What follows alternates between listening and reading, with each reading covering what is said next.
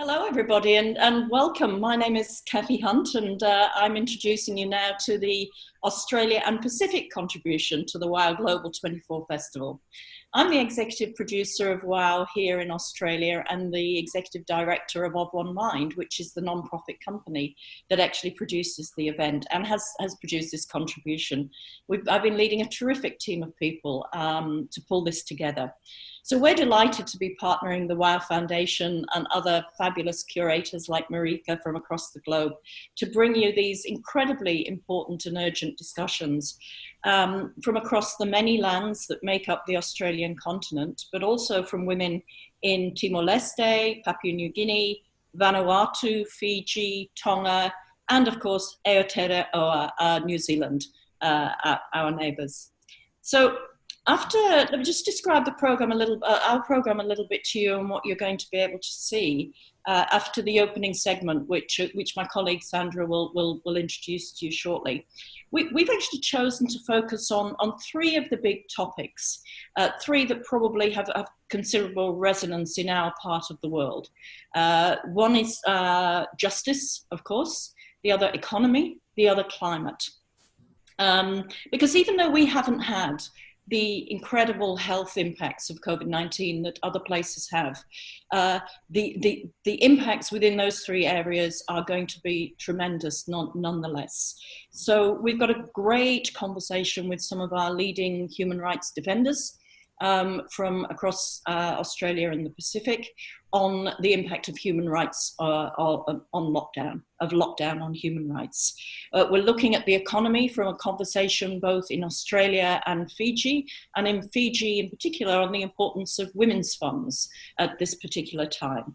And then, of course, climate change, such, again, for us, an intersecting issue, particularly with the cyclones that have happened at exactly the same time as COVID, Cyclone Harold in the Pacific, and of course for us here in Australia, the impact of the bushfires and how that's coming together. And I must acknowledge ActionAid Australia for producing that particular conversation. And then a bit like the US, we're interspersing that with music, with very personal stories from young people, from old people, from all people across the region.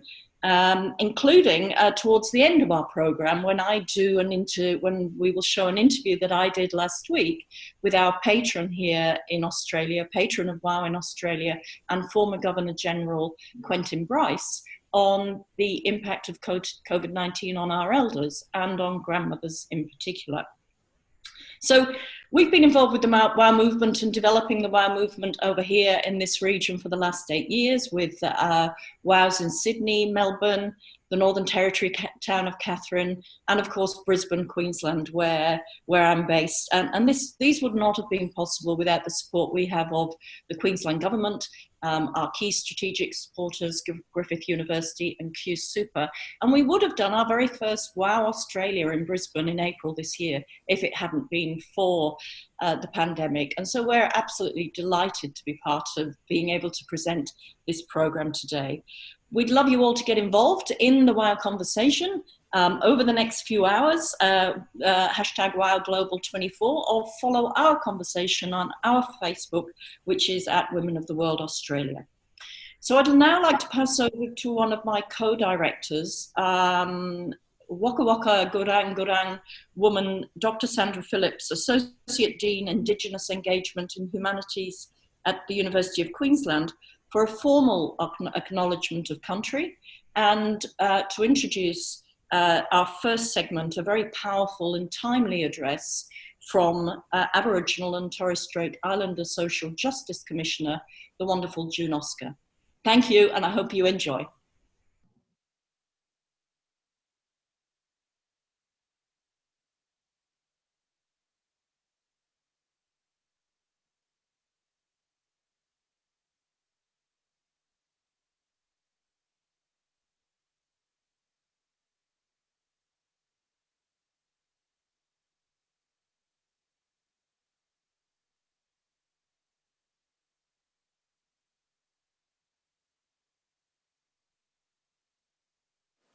In beginning the Australia and Pacific segment of WOW Global 24, and in keeping with First Nations protocol from Australia, we acknowledge the Turrbal and Jagera peoples whose lands have hosted the production of this 4-hour segment. We also acknowledge the many lands of First Nations across Australia and the Pacific, from which the women, First Nations and non-Indigenous, join each other today and join with you all from across the globe. We begin with enduring messages of all that we women and girls can be, from June Oscar, who delivered the powerful opening speech of WOW 2018 in Australia. June Oscar is a Bunuba woman from Australia's remote northwest region of the Kimberley. June calls for deep engagement with First Nations laws and women with this provocative invitation, under whose law? June tells us more about herself and her people, the Bunuba people, in her speech, which she gave under auspice of her role as the first woman to hold the position of the Aboriginal and Torres Strait Islander Social Justice Commissioner with the Australian Human Rights Commission, a position she still holds in 2020.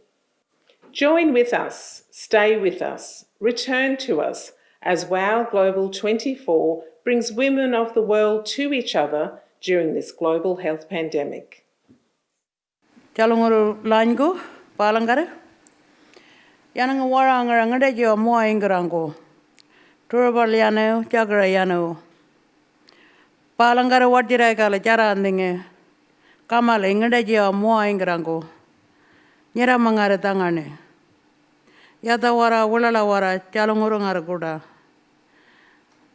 I acknowledge the traditional owners, Turrbal and Jagera people, and all your people. And I plan to just set the tone about how we can and will deliver justice under laws and frameworks that uphold our unique rights, needs and interests as Indigenous peoples, as Indigenous women and girls. I'd like to start with a few questions. And as I've, pondered what I would say here, these questions arose for me. Under whose law do I come to define myself?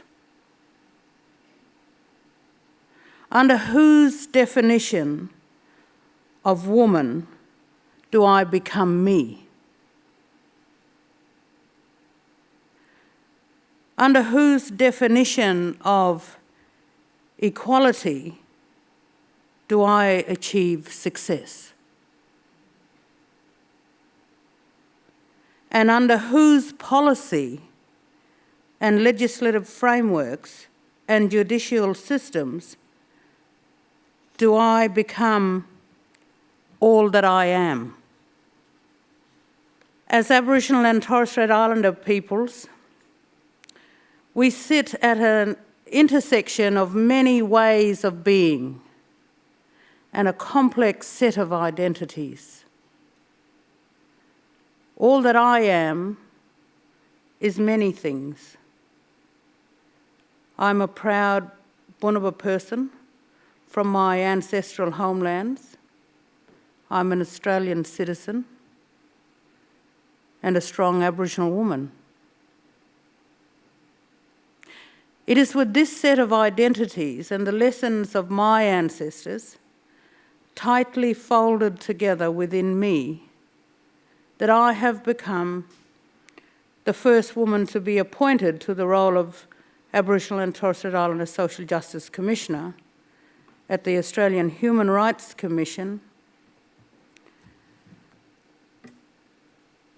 Under the laws of this nation, I hold this position and have statutory responsibilities. Under the laws of my ancestors and the continuation of our civilisation today, I hold this position with a great sense of responsibility for the human rights of all Aboriginal and Torres Strait Islander peoples and particularly women and girls. With this at the forefront of my mind, I have made the rights of Aboriginal and Torres Strait Islander women and girls a priority of my 5-year term. Our identities and who we are as Aboriginal and Torres Strait Islander women is complex, constantly shaped by the dynamic world we occupy.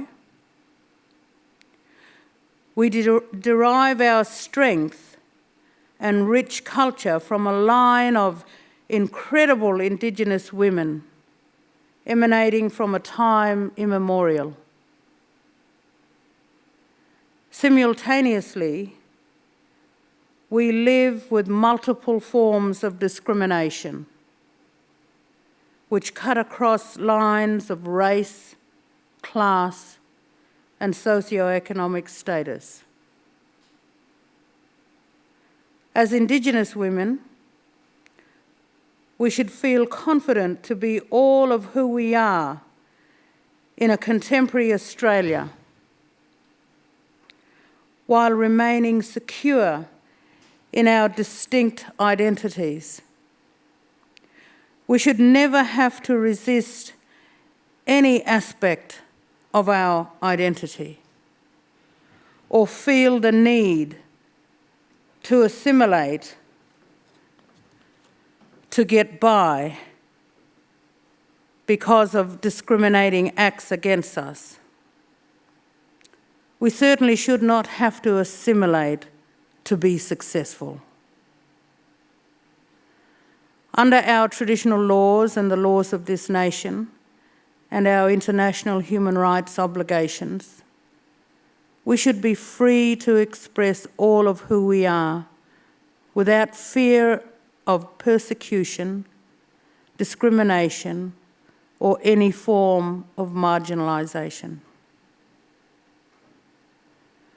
Today, in front of you all, I have expressed a significant part of my identity through speaking the language of my ancestors that you heard in my opening.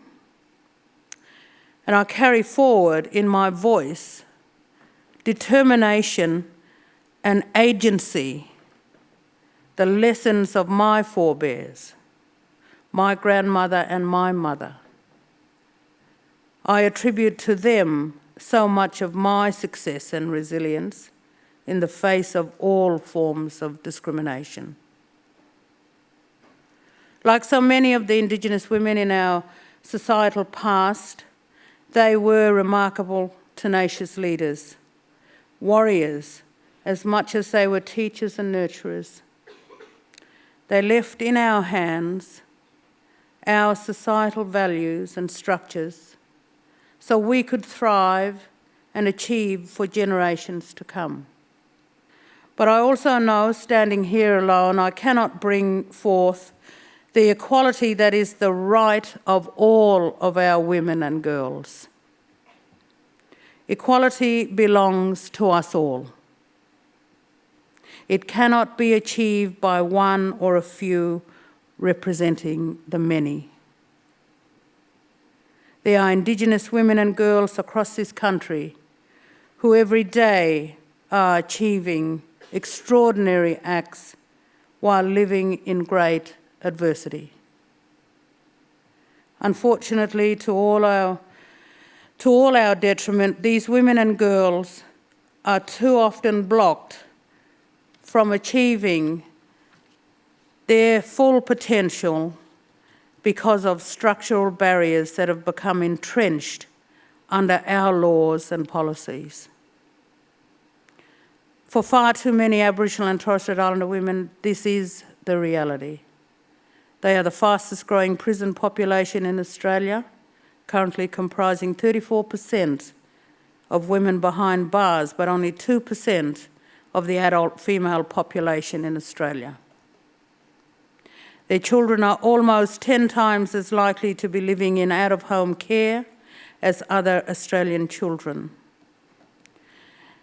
They are 32 times more likely to be hospitalised from family violence and 10 times more likely to be killed as a result of violent assault.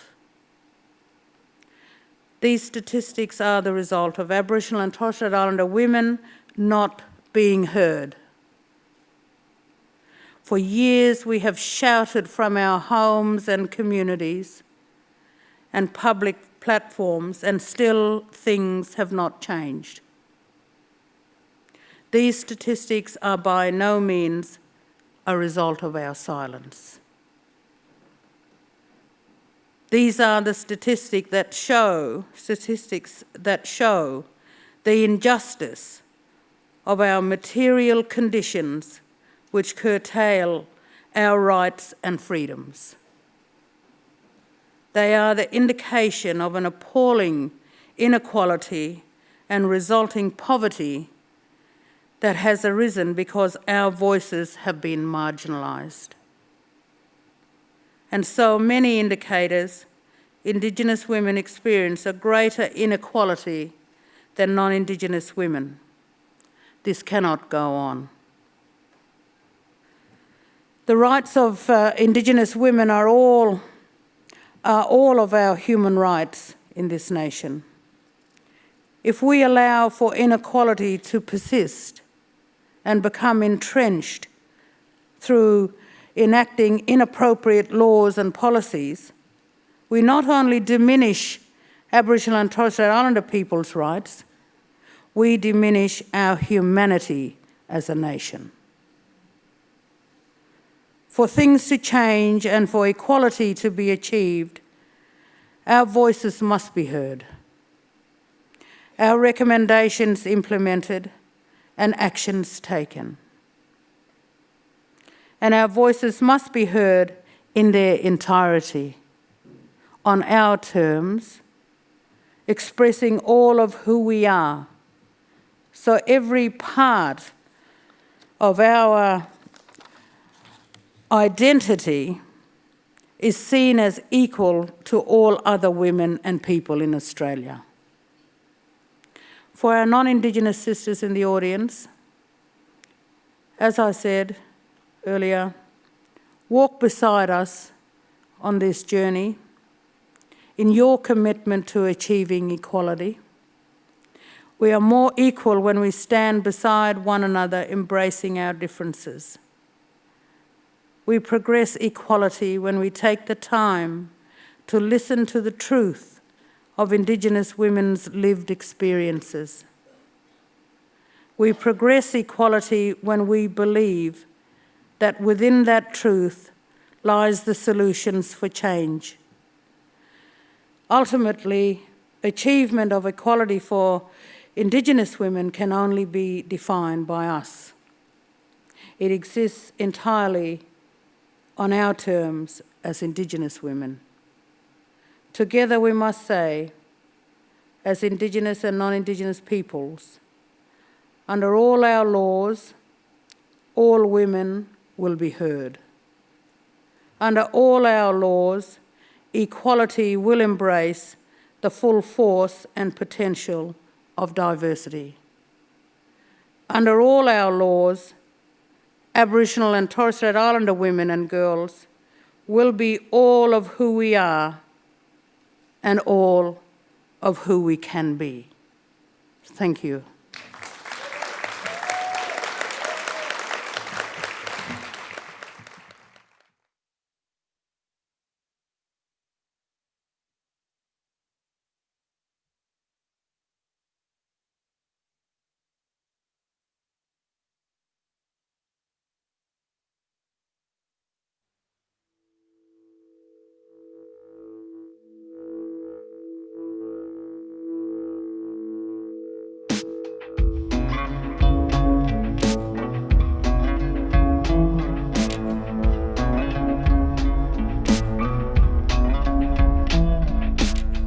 I can hear an engine rumbling from miles around. Sitting here I can feel someone's on my ground. I don't need the dust to throw its hands in the air, 'cause I already know that someone is coming near. What I wanna know is what are you gonna bring across the seas? What song you gonna sing into my breeze? Tell me what shoes you're gonna wear upon your feet. When you and my land and finally meet.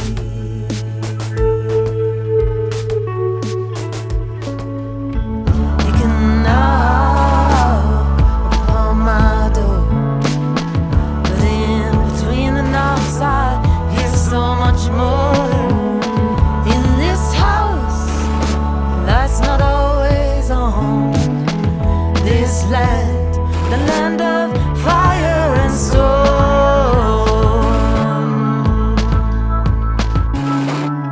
When you come to the skull at my cobbled crossroads, are you gonna tip your hat? Are you gonna tip out your load? Are you gonna listen to the laws and the rhymes that the man has told? Are you gonna trade in stories that have been bought and sold? You can knock upon my door, but in between the knocks I hear so much more. In this house, the light's not always on. This land, the land of fire and so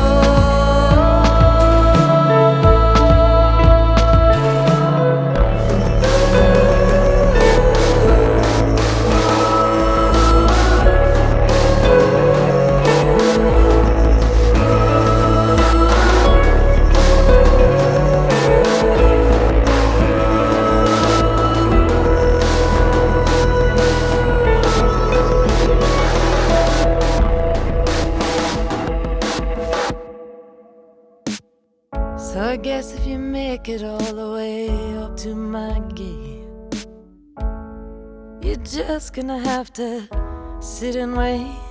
And if the land it feels you true, the gate it'll open up for you. It'll open up for you. Open up for you. Open up for you.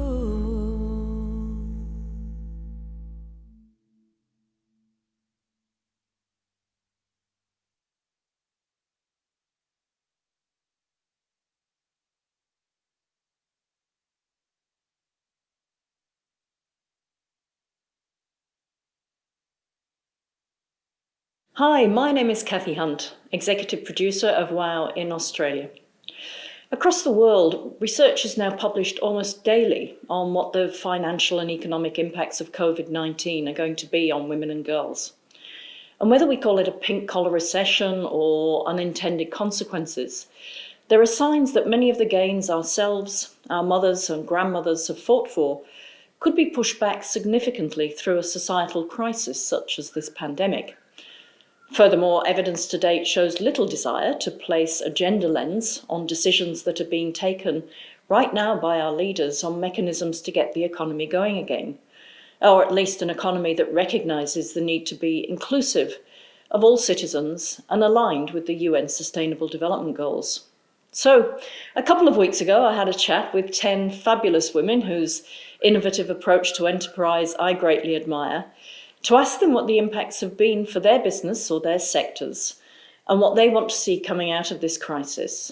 And I asked Professor Anne Tiernan, Dean of Engagement in the Business School at Griffith University, to kick off the conversation. So over to you, Anne.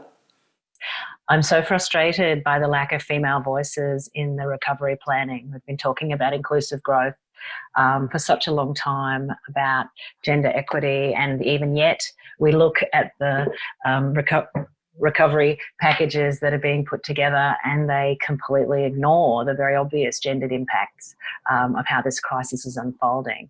So many aspects of it reinforce for me the need for localism, the potential to do things in local supply chains at the place level that were obvious even before this crisis. So many of the instruments we need to achieve what we want to are already here. It's just the blind spot, lack of thinking and lack of imagination that poses the biggest barrier at the moment. I'm sure it's very important to boost the construction industry, but there's not a lot of jobs for women in the construction industry, and they're not often very sustainable jobs. They're boom and bust jobs, and that's exactly what we don't need. So what I'm hoping is that we can spark a bit of a discussion here that really challenges at the level of imagination. I'm really interested in what inclusive economic strategies would look like. You'd have to make them very tangible to people who don't read and who don't think about what this could look like. And so you've got to go from the what to the how to. And that's what I think the opportunity is. The constant in all of this is around climate and environment and sustainability and circular economy. So a previous Prime Minister of Ireland said it really quite well, Mary Robinson, that, it's a man-made problem with a feminist solution. So I think from my perspective, we are now grappling with a whole sense of understanding is what is the jobs of the future and what would be the economic turn point for Australia, and circular economy for me is at the heart of it. So, blockchain for me should become persuasive. It should become ubiquitous. It's not something we would be talking about. It becomes the next generation of the protocol of the internet. So by that sense, it becomes even more invisible over time as it becomes more relevant to how we go out a distributed world and how we do it in a way where trust is embedded at its core. And then also how do we think about not just only value chains, but secured chains in terms of nationalisation of our manufacturing sector. PPE is a prime example. Medical equipment is at the core of it, but it goes well beyond that, because typically we've been using our defence force as a way to ensure secured supply chains, but that's really been in ammunition and, aeronautical and space. But now we have to think about it from a whole different perspective in terms of secured supply chains, and maybe that isn't best sitting within defence or federal vehicles. Can, with technology, enable a whole new birth of manufacturers at a small, medium level. I'm actually a tech founder, but it's a profit-for-purpose tech startup based in Sydney. And I started it because I was 22 years into technology around the world, and I just didn't see any female faces. And above that, no female faces with a brown face. And I guess our core purpose really is to retrain women, particularly women over 45, as you know, the highest spike in homelessness in Australia, into technology projects. Because it's not, I guess for me, I'm very passionate about it. It's about economic security for women. And where the jobs are, and if the UN reports are saying that 75% of jobs around the world in the next 10 years need tech skills, and 3% of tech companies are owned by women and run by women, and 97% of the funding goes to men, even if they suck at technology, they're still given the money. So the governments are going to do that. The regulators are going to do that. In fact, even the UN aren't doing that. So if no one's doing that, who do we look to? So we have to go grassroots. And what we're finding is that 10% of our profits go to NGOs around the world that are aligned with UN SDG projects. The Hero Rats landmine clearance program in Cambodia, Safe Water for Every Child program in the Philippines. And what we're finding is that when you target and specifically put money to hiring women and retraining them in male-focused industries, God, the results we're finding. So we're now 241% above target on land clearance in Cambodia because 40% of the women tech mine clearance teams are women. And everywhere we go, as soon as you have women leading village committees and technical teams, just the savings on money, everything's running on time, and just the outcomes are just so much better, but they stick across generations, not just one project? Well, Jade and I really spent the last few months talking to businesses in our network and finding out what's been going on with them. And I think there's probably 3 distinct groups.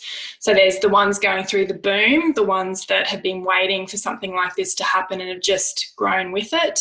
There's those going through the bust, like losing 80% of their business, like Maria said before. And then there's this whole bunch in the middle who are either hibernating their business for 6 months because they are financially secure. They are pivoting to online, but then everyone's pivoting to online. It's becoming a very noisy space. So how do you take your community and how do you build brand awareness and connection in that space? And then lots of people have actually been giving away things for free, like what Maria said. And it's because they want to give back and they want to do something that helps. And women, tend to give and give and give. But when they're, working all hours of the night plus homeschooling, then they're not, looking at their own business transformation or changing their business models because, again, they're overworked and underpaid, and it's having a significant impact on their mental health and well-being.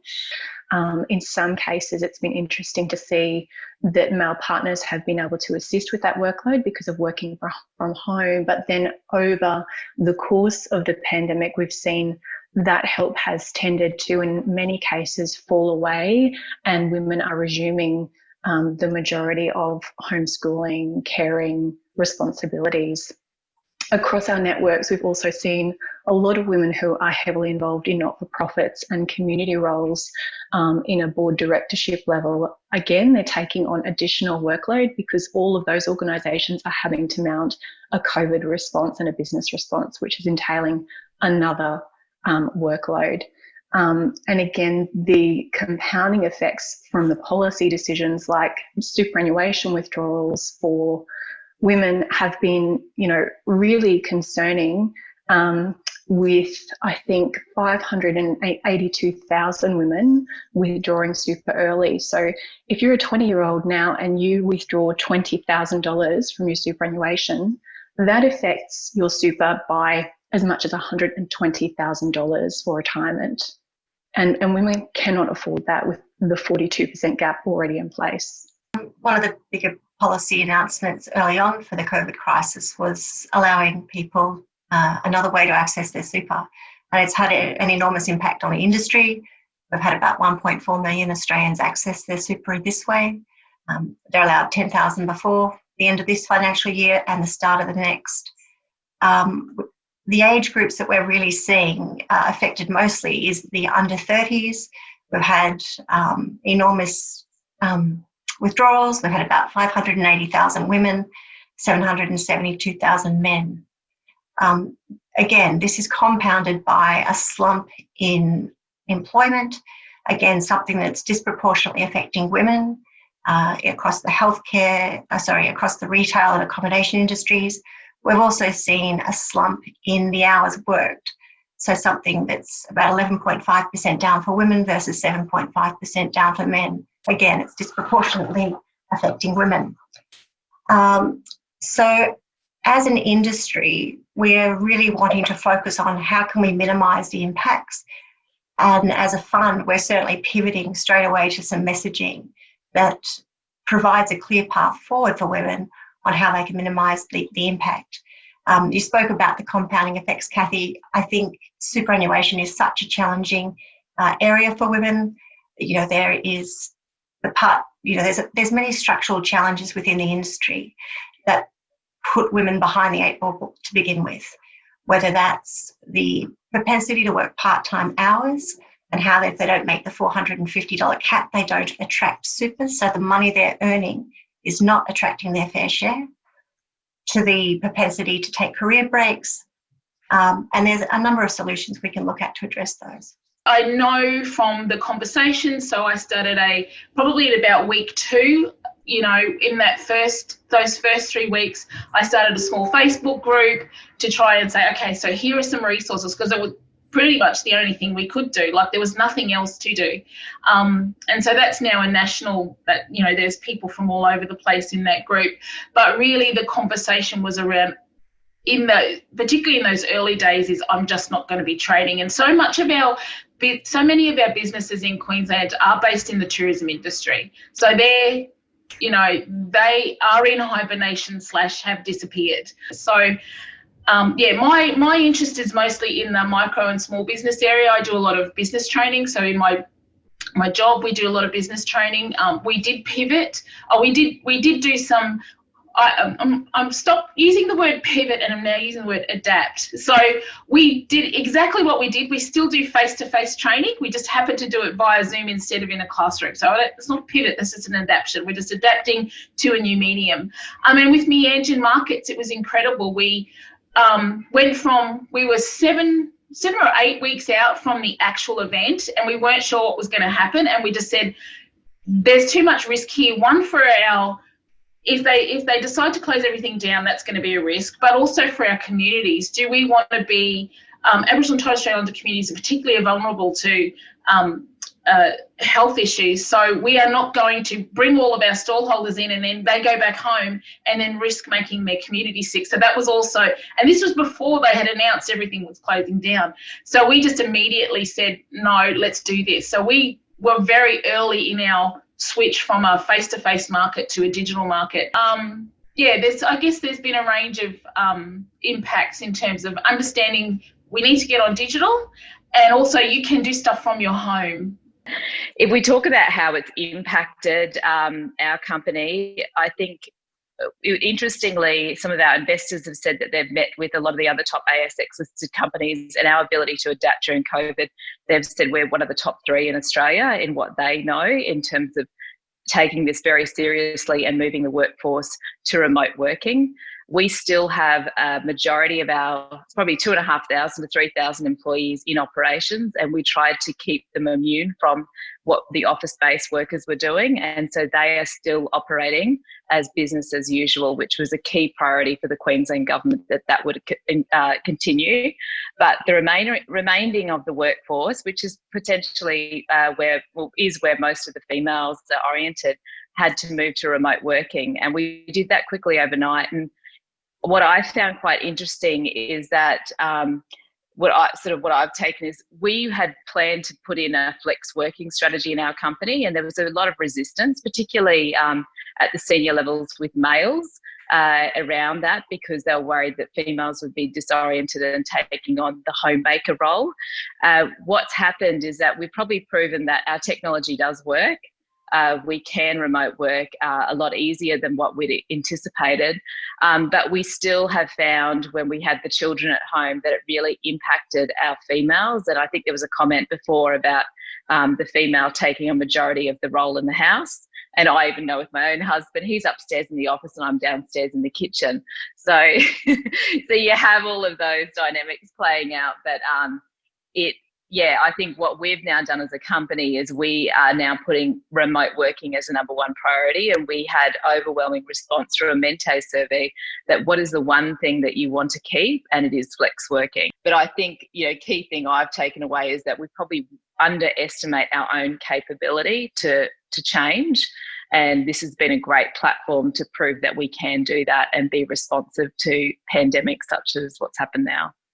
I have to say that my husband has been working out of the garage den downstairs, which is where he belongs, I think. So, that's a bit rude, but so much that has already been said, so I won't repeat it. And I've just been running down. Yes. The observations I've made, just bringing it a little bit different, is this, what has this slowdown meant for us? For some of us, it's just been a transfer onto Zoom, but in general, society has accepted that we've slowed down, and what can we learn from that? And there's, everyone in their homes has been doing arts and culture and trying to connect to the community and everything else. And I sort of go, well, why do we have to go straight back to where we were? We were valuing that and we're enjoying it, and, how do we hold on to that? And I think that leads into this idea of the value of social impact. We need something besides GDP and an office of social impact. And I was just so disappointed right at the beginning or a few weeks in when the government started talking about, well, yeah, we can get back to GDP because we can increase our exports of coal and gas, and that's the way to get back. And I was like, no, we've got an opportunity to do this differently. So, in my work of trying to, we are valuing social impact for businesses, but how do we get that at a much higher level? The other thing I saw was collaboration. That I think, Zoom meetings are difficult, but, how great to get, I can't count, 12 people, together, get all our ideas. And women, very biased, but women are really good at collaboration. And how do we use that in much more effective ways? And I've seen just in the last few weeks getting back to normal, where we're getting into really sort of linear meetings. And, yes, we have to do A, B, C. And I want to have more collaboration. I want to be able to, work that way differently. And we have, leaders around the world who are doing that really well and showing empathy. Obviously not Donald Trump, but the New Zealand one. So that collaboration, what have we learned about that and how do we take that forward? People have raised it about investing and how do we get investing into new models, and that's obviously a passion. And I've seen this, actually what I've seen in the last 2 months is this sort of like it's a friction happening, because the old models of VC, they're still trying to do it that way. And women leading companies, and most of the social impact ventures that we're supporting are all led by women. The women are going, no, I don't want to be with investors who just are interested in that we're going to IPO in 2.5 years' time. I want investors who are value aligned. But I'm also on the board of Cape York Partnership, so I get to see what's happening there, which is like the whole area above Cairns. And Fiona Jose is the CEO. She's a woman. She's leading 250 staff. She's responsible for all these different communities. They've gone through COVID. They've had no COVID cases. They've shut down communities. They've organised food to be sent, trucked into areas, fresh food that they haven't had. They've got the grandmothers and the aunties working. Education's really important. And it's like, what role models do we have there? And how can we both help them but learn from that, rather than, Indigenous people need help. It's the other way around. How do we learn from that and walk with them? I've just finished marking the final assignments, and the biggest excuse for late assignments has been an overwhelmingness of work. So thinking about all the students who are in often casualised employment, really precarious employment, they've actually had to increase their hours of employment, and especially for the women who, we tend to have a skewed student population in our classes. So especially for the young women, the impact of that on, their ability to finish their studies and hand in assignments, and also the impact of that on their mental health has really been quite concerning. And,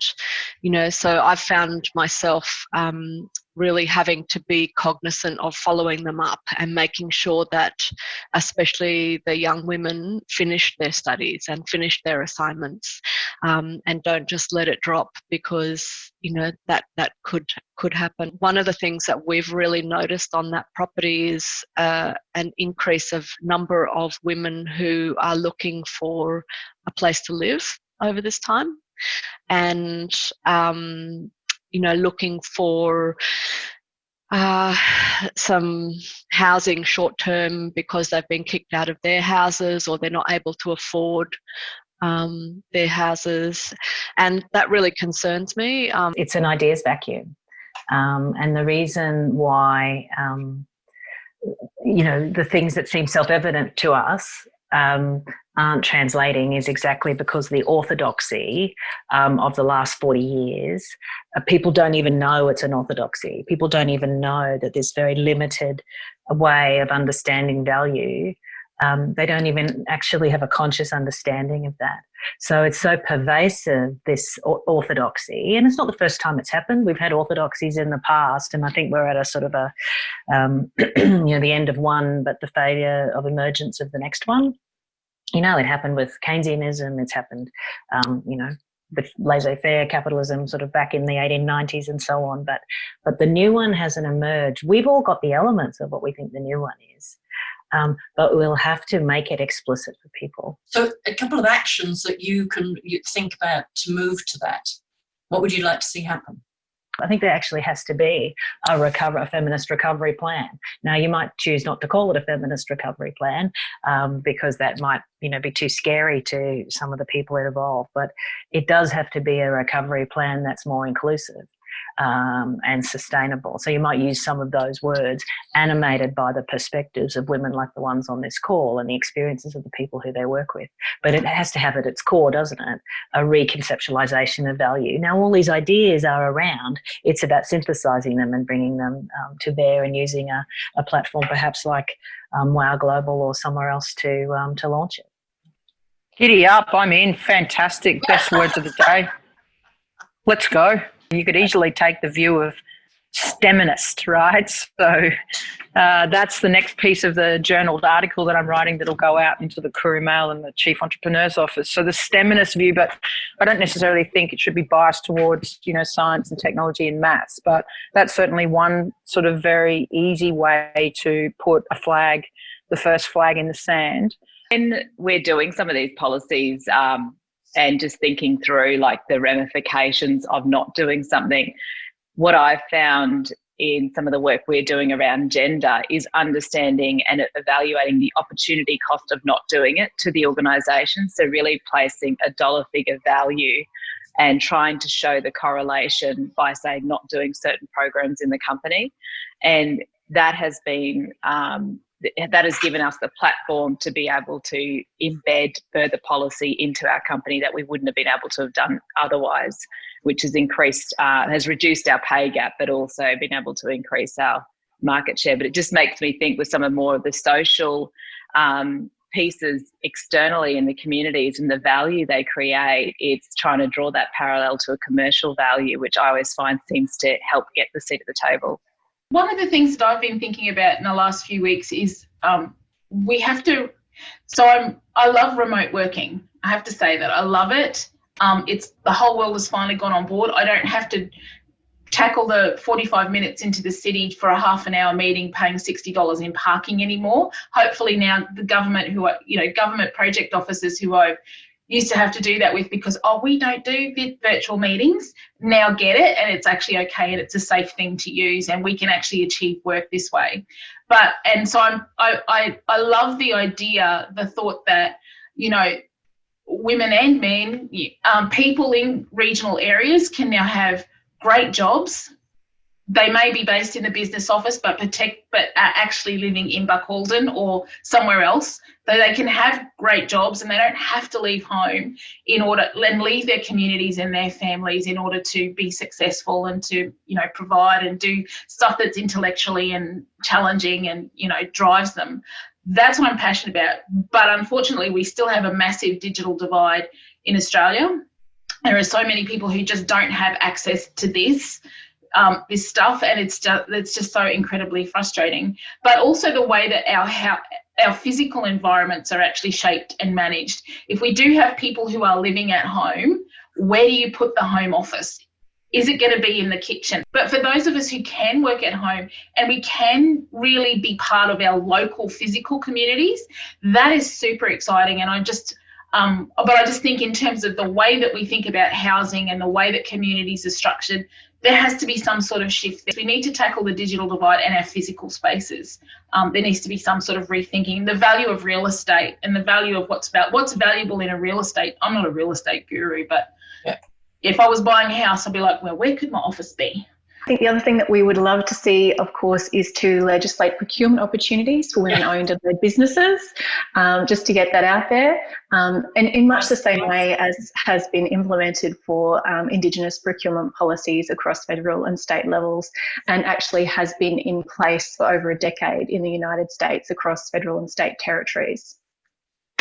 And the third thing is encouraging business for good in the next 3 to 5 years, and everyone's spoken about that, but it's been really interesting to see the huge surge of public-private sector partnerships as a response to the global pandemic, and those partnerships emerging to solve really critical problems and to innovate very quickly and with humanity at the heart of them.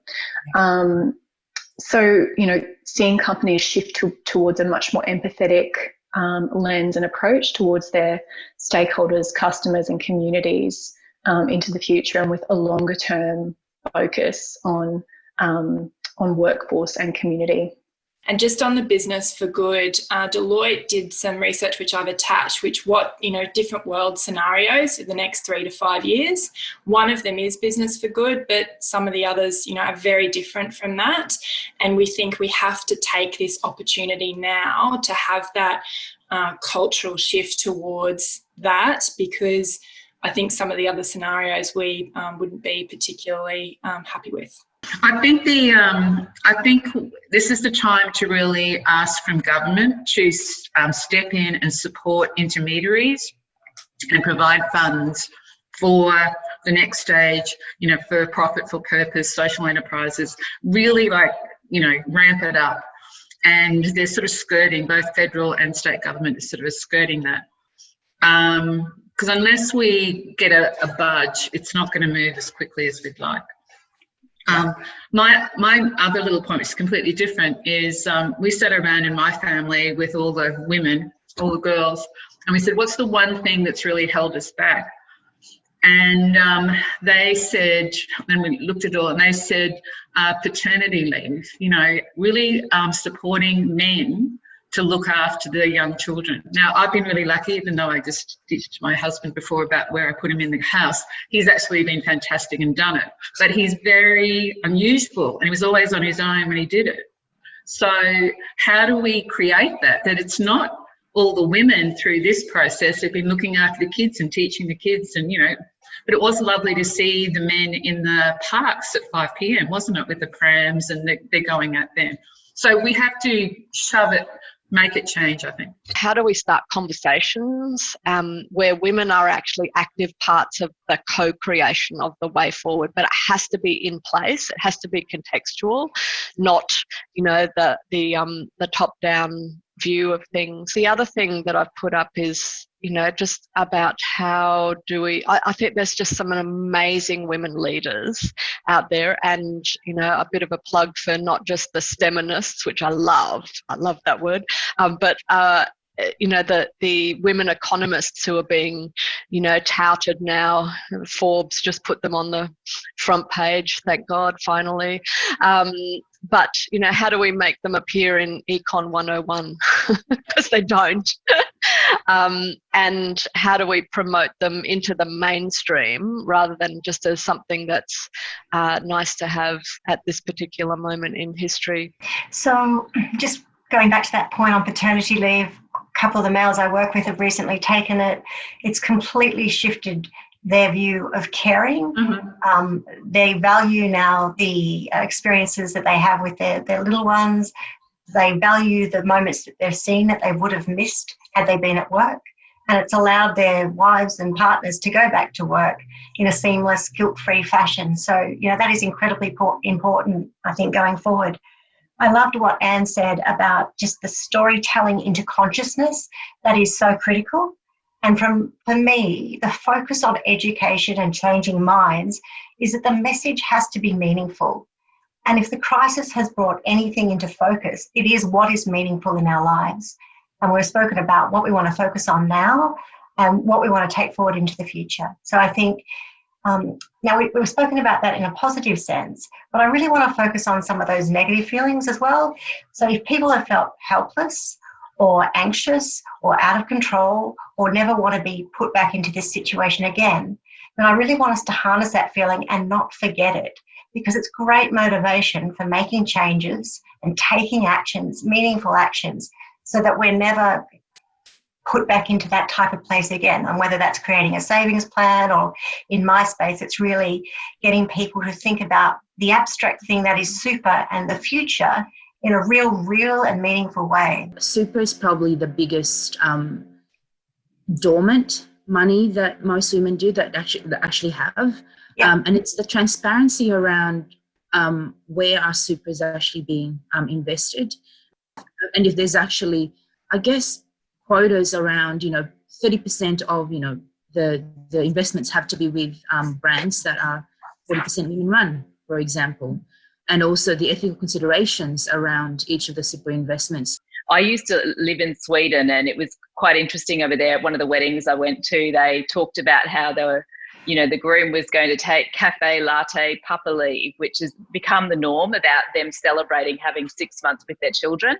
And hanging out with their mates. And so it's really normalised that the males actually have this role. And that's what I see is that so different to Australia, is that we still have this society that shuns males taking on that role. So it's about how do we normalise flexible work, that it's for everyone. And I think COVID's really provided that platform. But that leads us to the next question, is around when we're paid, it's based on hours worked. And so when we look at flexible work, it should be based on outcomes, not necessarily hours worked. I think the emphasis on supply chains, and whether that's circular economy or whatever, but we've got a difference at the moment with people not travelling, unlikely to travel. Things are going to be different, so we should take advantage of that right now. That's one thing. And then the other thing is just the basic government support of, keeping the lowest level at where it is now, not taking it back to where it was, because that affected a lot of women, and the whole idea of the universal basic wage. We've actually got a bit of a precedence now with, effectively JobKeeper, where it's worked, has become an example of a basic income. And so, can we learn from what worked, what didn't work, what would we need for that to be much more universalised and not nearly as hard to get as it has been. So it's an opening, I think, for a broader conversation.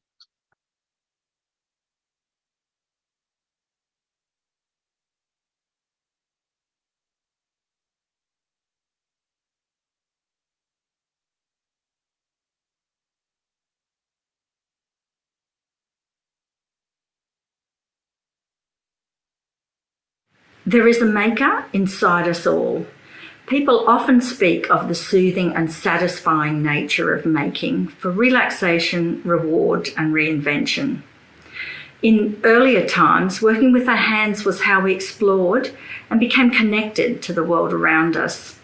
Then with industrialisation and the feminist movement, many of us shifted away from making and towards higher status thinking careers.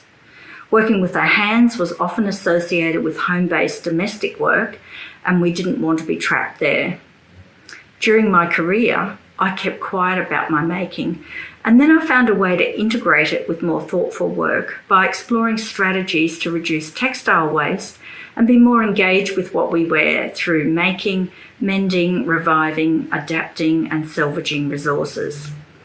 I'm wearing old t-shirts that I refashioned and eco-dyed in 2015, and a medallion which is merino offcuts eco-dyed.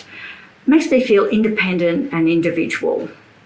I'd like to show you how to make yarn from old t-shirts that are surplus to society's requirements. But first I'll share some photos of a couple of pandemic projects I did using t-shirt yarn on a chair and in the garden as mulch, and also some photos of accessories that I've made earlier as workshop examples, and a video about slow clothing philosophy made by Finn Buckle.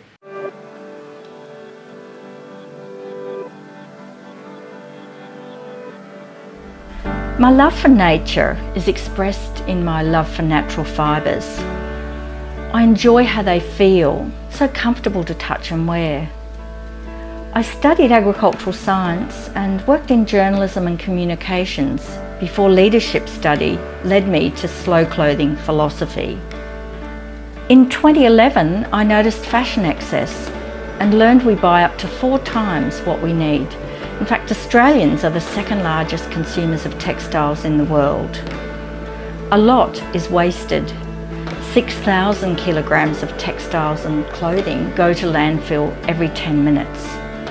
It's concerning that 2/3 of new clothes are made from synthetic fibres, polyester and acrylic. They're derived from petroleum and shed microplastic into our ecosystem. These are some of the reasons I set up Textile Beat in 2013 to share ideas for sustainable, ethical and creative ways of dressing. Our clothes do for us on the outside what food does inside. They protect and warm our bodies and influence the way we feel and present to the world. My book, Slow Clothing, Finding Meaning in What We Wear, is about how we choose, wear and care for clothes so they bring value, meaning and joy. It brings together everything I know about living lightly through everyday practice. Responsible choices and actions that we can take are to think more, choose natural fibres, buy quality local and not too many clothes, take care of what we have by mending, repairing, and learn to make, revive, adapt and salvage. We share these ideas through Slow Clothing talks, workshops and community activities. We learn how to make a difference through our everyday choices, because when we dress for health and well-being rather than status and looks, we become mindful and resourceful, more conscious of what we wear and the impact it has on our world. The COVID-19 lockdown gave pause for some of us not required at the front line to explore making and creating with our hands, gardening, cooking, baking, sewing, knitting, mending clothes. We're ready for more conversation about slower living, adaptation and resourcefulness, using our hands, head and heart to create change. While industrial solutions for textile waste problems may emerge, repurposing what is to hand using our energy is a valid activity. T-shirt yarn can be used for lots of creative projects to knit, weave and crochet. Some T-shirt offcuts can be used as face cloths or makeup wipes, and the sleeves can be made into little pouches or even beanies. So this is a T-shirt I got from the op shop for $2, but you might have some that are damaged in your own wardrobe, and this is a way to give them another life. I cut the bottom off because it behaves differently. I just want a consistent start. So I've folded them across here, not quite matching the side seams.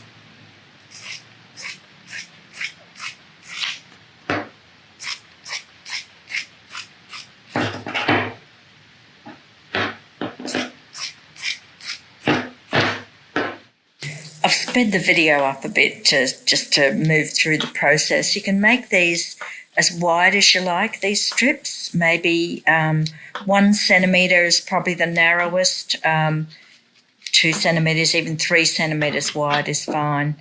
There are 2 different types of T-shirts material. One's rib knit and it'll look the front and the back the same. This one I'm cutting up here is actually a jersey knit, and they're the ones that roll beautifully. The rib knits don't roll. The other point to bear in mind is this particular T-shirt doesn't have side seams, and they're the ideal ones. But if you've got side seams, it works just as well, particularly if it's a well-made T-shirt. You'll just end up with a bit of stitching in the join.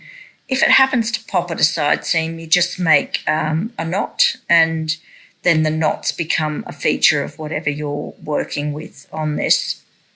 I'm stretching it to help it roll up here, and then to make it into a little ball, you just do a few times and then keep moving it around until you obviously it's turning into a ball. That's a great way to be able to store it until you need it. And there you are. So what we can make from the same T-shirt is we can use the sleeve to make a little bag. You might want to carry your peanuts in it, or your goggles, or anything that needs containing. So I just cut beyond the sleeve shoulder join about 1 centimetre along that side, and that's what you stitch. So we're going to turn it inside out, and then we're going to run a gathering thread with a needle and thread here.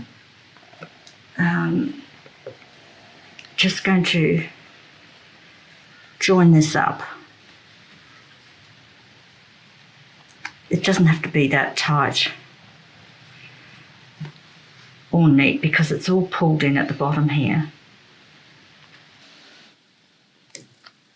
So I've sped the video up again here. So we're just doing a gathering thread to pull in the bottom of the bag, just running a needle and thread through a few times, pulling it together to secure the bottom and tighten up the base of the sleeve so that it becomes a pouch. And then we turn it in the right way, and then all that gather is in the inside of the pocket or the little pouch, and it looks nice and neat on the outside.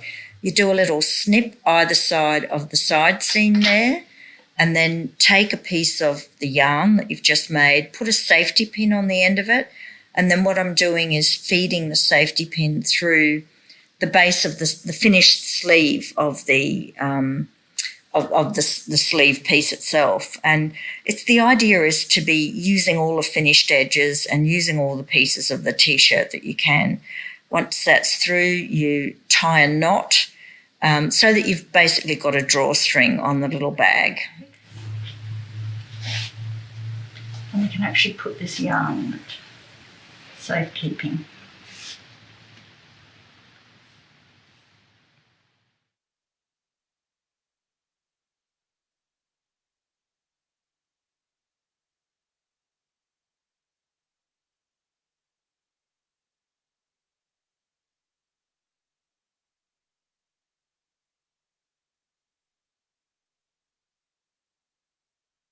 Fiji Women's Rights Movement, or FWRM, is a feminist women's rights organization that has at its fundamental ethos of ensuring the removal of all forms of discrimination against women in Fiji and ensuring that there are ways in which to balance the gender equality scales.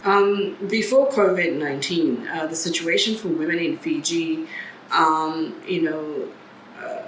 is not necessarily, if we're looking at the indicators around gender equality, I have to say, there's a lot of work that needs to be done.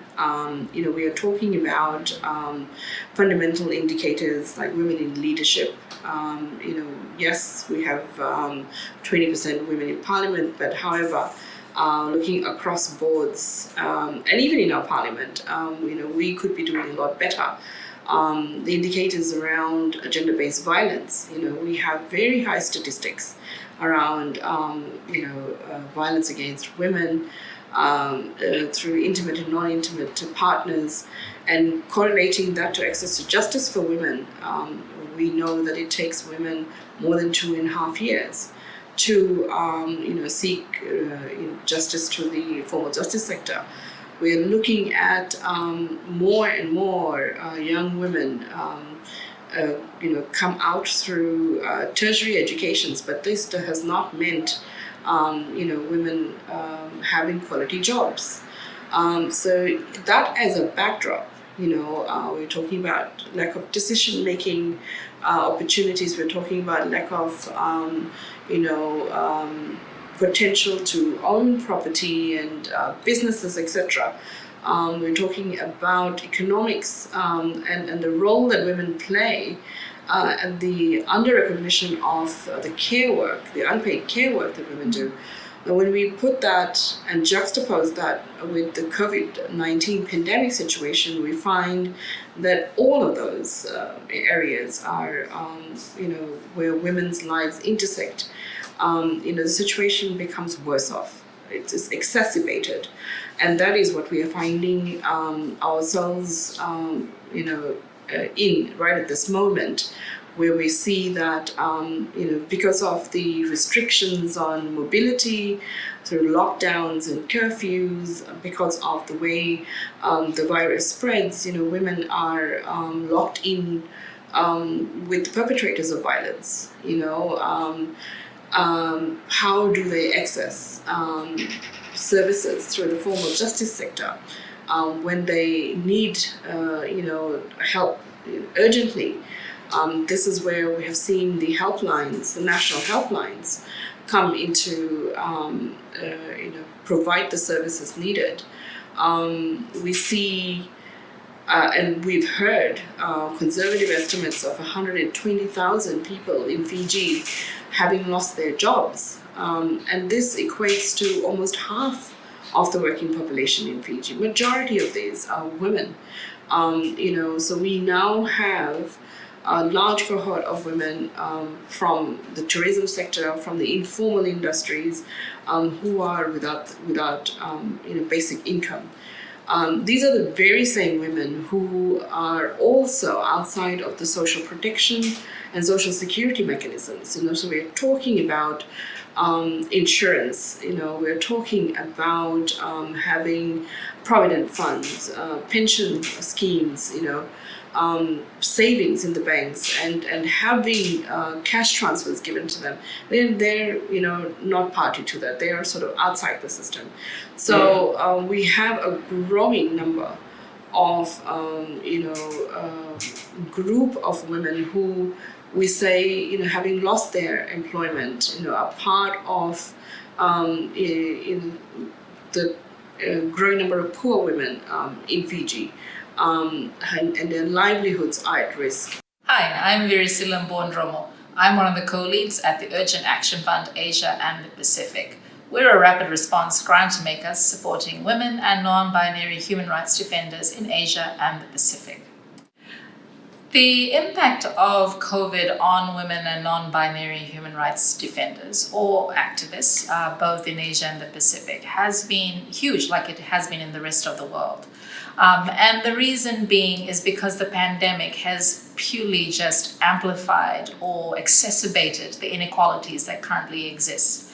So the inequalities that are experienced by women, say, around violence, which is an impact of inequality, is violence. So there's been an increase in violence.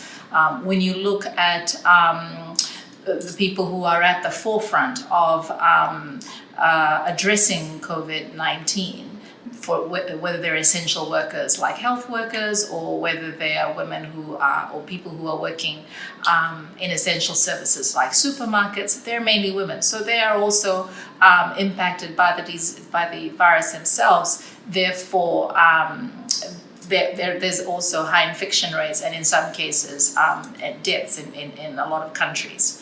And this impact, I think, has a far-reaching impact rather than just the present, but I can see it extending past the pandemic itself, is the economic impact that it has on women. A lot of the sectors which is dominated by women and non-binary sectors, many of them are in informal sectors that have very poor to no social security, don't exist. So a lot of these women and non-binary human rights defenders currently have no economic security.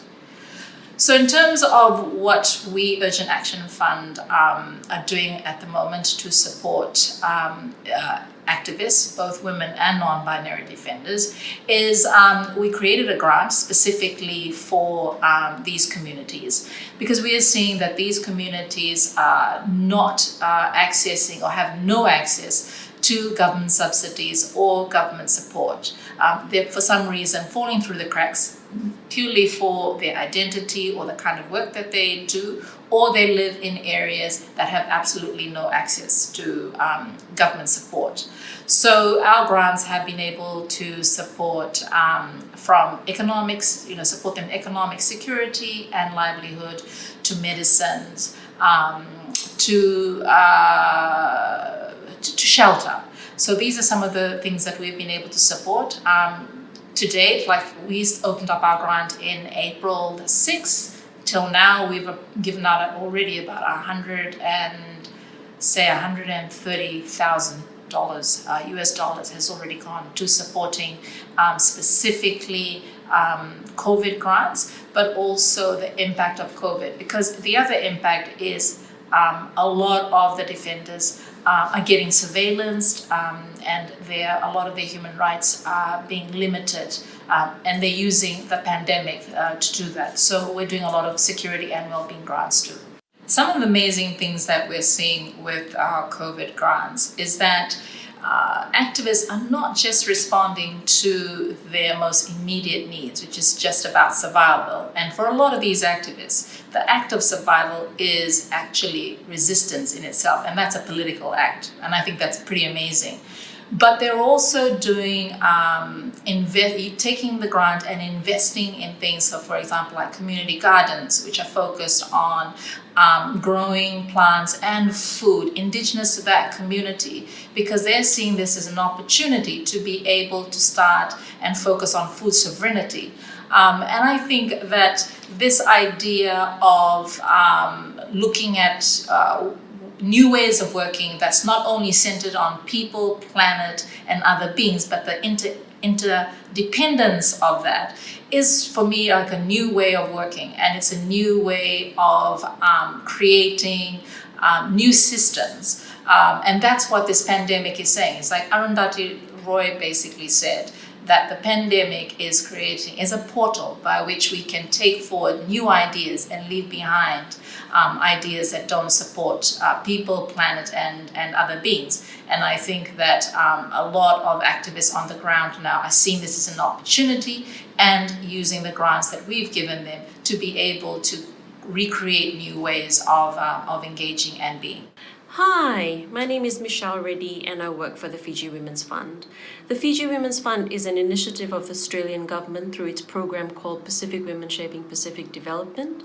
We are a 5-year program and our mandate is to support women's groups, networks and organizations in Fiji to achieve and transform gender equality in Fiji. The main role of women's funds across the world, so women's funds have been around and one of the oldest women's funds is Mama Cash, Global Fund for Women.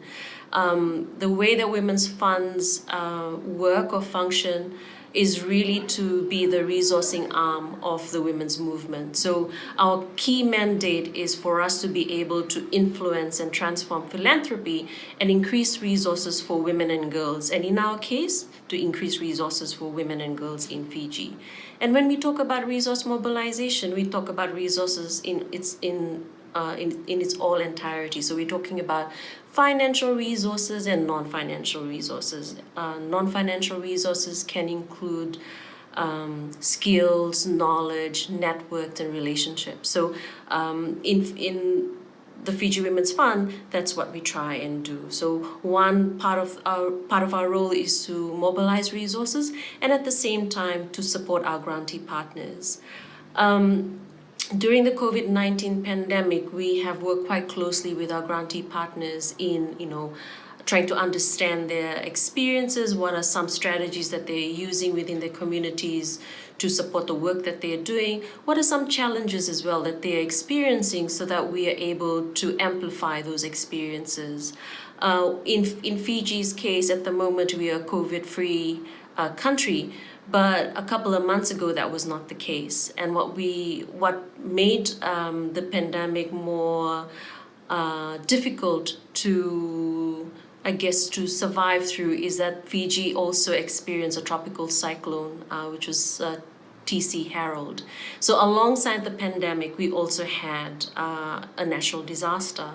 And so what we were hearing from our grantee partners is that whilst they were trying to increase knowledge and awareness around how to better prepare for COVID-19, they also had to go through recovery activities. So we had a lot of communities lose their source of income. There was a lot of flooding.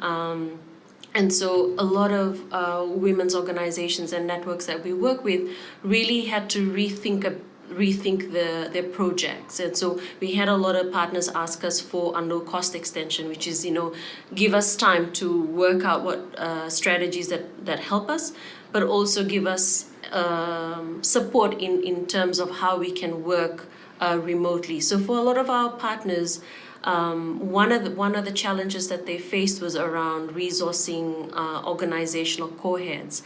And so for us, the women's movement is nothing without strong, resilient women's networks and organizations. And for them to be resilient, it's really important as women's funds to provide that flexibility and to be an empathetic funder and a partner in a pandemic where things may not necessarily seem like we figured it all out, because it's quite new for us and quite different. And so a lot of the groups that we are working with are trying to figure that out as they work alongside their communities. Women's rights around the world are challenged, but when you look at women in the Pacific, their lived experiences are far more challenging because of the intersecting challenges that they face. And most often, when you look at women in the Pacific, their voices are often invisible. And so if spaces such as the WOW Global space is a really important one, because it's a space that we can amplify Pacific women's voices. So if you are keen and support women's rights, support Pacific women and girls and trans people's rights by supporting the Pacific Feminist Fund and the Fiji Women's Fund, Pinaka.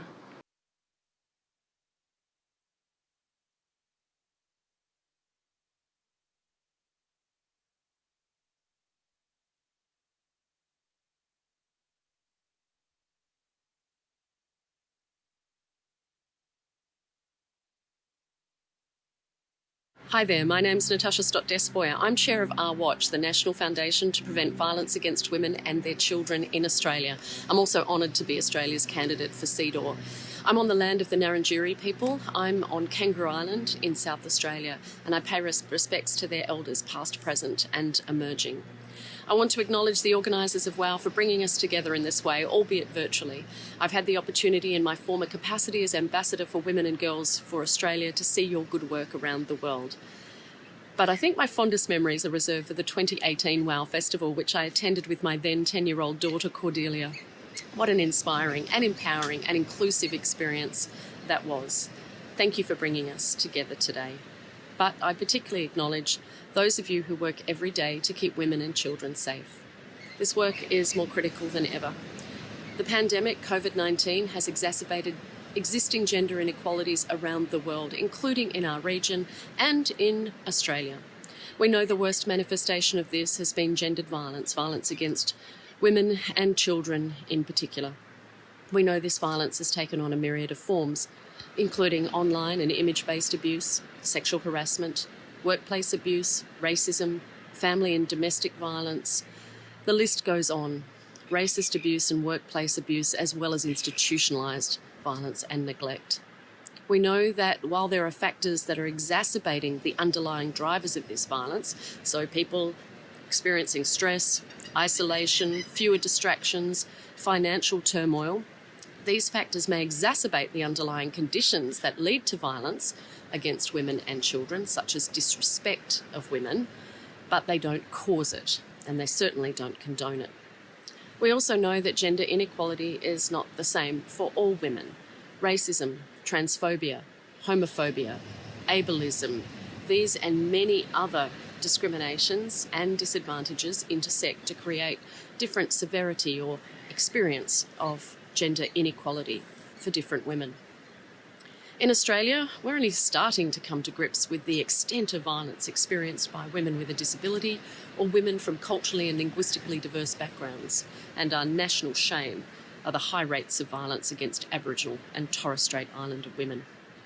I know that governments are reacting in a myriad of ways, to differing degrees and with differing resources when it comes to tackling the increased reports of violence against women and children. In Australia, the Australian government announced around $20 million in additional funding for some support services and to boost capacity of helplines, for example, such as 1800-RESPECT and Men's Line. They also launched an advertising campaign so that people could find out where to get help if needed. Our Watch has also launched an advertising campaign. I recommend it to you. No excuse for abuse. It's all about identifying different forms, including non-physical forms of violence, because we believe if we identify violence, we can begin to eliminate it. We know that a priority at this time has to be looking after those people who are experiencing violence and women and children who are at risk of violence. That includes ensuring perpetrators are held accountable, women have the services they need, But we also need to provide support for, and governments must also prioritise primary prevention, so stopping the violence before it begins. That's the work of our watch, and I implore governments around the region and the world to keep this as a priority. Because one thing we know is the international evidence is very clear that violence against women and children is linked to pervasive gender inequality. We know that the specific drivers of this violence include attitudes that condone violence, men's power over decision-making, limiting of women's independence, rigid gender stereotypes, and male peer relationships that emphasise aggression and disrespect for women. In terms of the figures and the statistics, again, we're all starting to come to grips with or ascertain what has happened over the last few months in our various countries, and I will leave my Pacific sisters to explain what's happening more broadly in the region or in their countries. In Australia, it is clear reports of violence against women and children, abuse, coercive behaviour and sexual assault are up. Women dying violently, reports are up. Breaching of apprehended violence orders has increased. We know this issue is only part of what's happening to women as a consequence of this pandemic. We know that existing gender inequalities in the home and the workforce have also been exacerbated. And we also know this is emphasising and reminding us of women's resilience too. I hope that whatever approach governments and other people and organisations, including NGOs, adopt, it will have a gender lens. I also hope that as we look at the COVID and post-COVID era, that we will adopt a transformative approach that has gender equality at the centre of the work that we do and the decisions that we make. And in doing so, we will start to prevent violence against women and children and hopefully eliminate it as well. This is an opportunity for us to be transformative and bold in the decisions that we make, whether that's in relation to women's unpaid work, caring responsibilities, whether it's in relation to women who are in those female-dominated professions and industries, many of whom have helped care for us and get us through this crisis or have been on the front line, but have conversely been disproportionately impacted by this virus, by this pandemic, and indeed by some government decisions. Thank you everyone for joining together today. It's a time for us to support each other and to imagine or reimagine how our future and our post-COVID future will be. I remain committed to eliminating violence against women and children, and I look forward to working with you all to make this a reality. Enjoy the rest of WOW.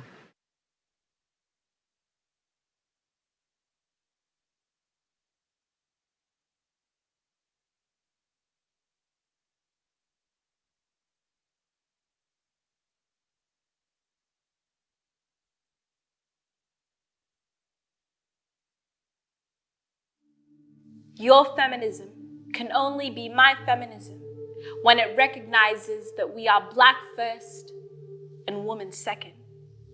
Our womanhood will always be a shadow in the blaring sun of systematic racism, shedding light on the fact that in the UK, Black people are twice as likely to die from coronavirus.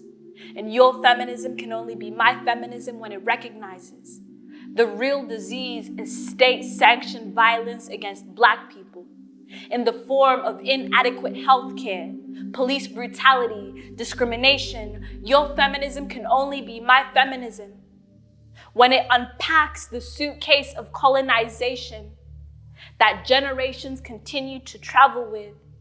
Your feminism can only be my feminism when you are willing to listen. I learned that through colonization, my tupuna were enslaved and traded like they were living on Epstein's pyramid. And what has failed my people and I? It's the evil within the walls of the crooked systems. My ancestors had structures in place before the arrival of religion, drugs, and alcohol suppression. Once were warriors, and the media depicts warriors to be monstrous villains. Injustice and criminalization, it's unexplained mass Black institutionalization.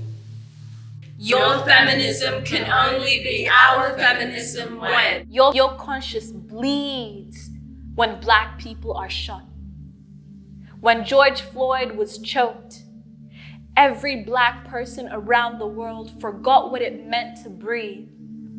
When civilians' lives are gunned down and have their bodies laying still like plastic bags, I am reminded of how disposable the Black body is, how easily violence is inflicted against Black bodies globally. Your feminism can only be my feminism when you care for Black lives the way you care for your own. When you hear my poetry and consume my art, it is not separate from my people.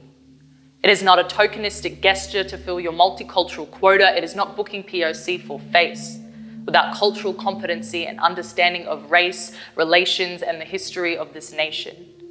When you hear my poetry and consume my art, know it has overcome inconceivable hardships. It is George Floyd. It is 232 years of colonization, 437 Blacks deaths in custody with 0 convictions. It is a privilege and a gift, but it ain't free. When you hear my poetry and consume my art, know you hear generations of strong Black men and women. You hear the slicing of sugarcane, 400 years of slavery, the beating of drums, Bantu blood. You hear no justice, no peace, a fight that will never cease. You hear the clapping of sticks, them old people sing. You hear the heartbeat of this country. So when you hear my poetry and consume my art, you better show up. Educate yourself, be prepared to feel uncomfortable, be supportive and aware 365 days of the year. Stand beside us, walk with us, fight with us, heal with us. It is loving and hopeful, but it is also mad as hell. It will raise you up and hold you accountable. So when you hear my poetry and consume my art, you hear my ancestors and you consume their vision of a future where we stand as one. Your feminism can only be our feminism when it recognizes that the story of Australia is punctuated by blood and theft, that dispossession is a virus that takes from communities until it's certain there is nothing left, that the land you walk on carries the pulse of First Nations people in its leaves. Your feminism can only be my feminism when you understand the stories beating in the heart of the ground that you walk on. As long as I am by the salt water and sand, grounded is how I shall stand. But when there's a pandemic at hand, I feel like I'm about to suffocate because I freely cannot put my feet upon this land like my ancestors of Zanavkez were able to always beforehand. This world is making us so desensitized. Another Black brother has lost his life, but the change of human rights is still not at the forefront of everyone's mind.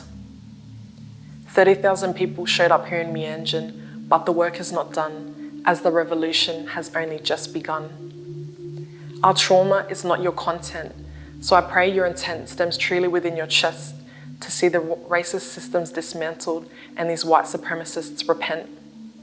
So much to say in such little time.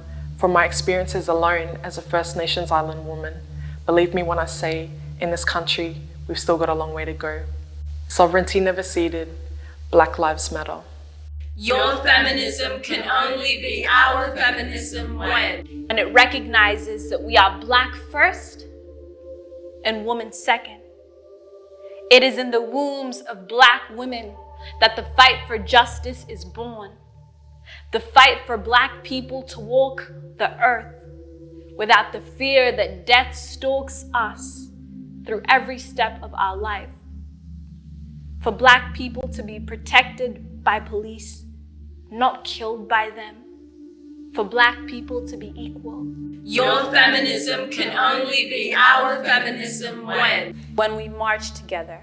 Your feminism can only be our feminism when our sense of connection transcends these isms and schisms. Your feminism can only be our feminism when you allow those who have been silenced to share their truth and voices.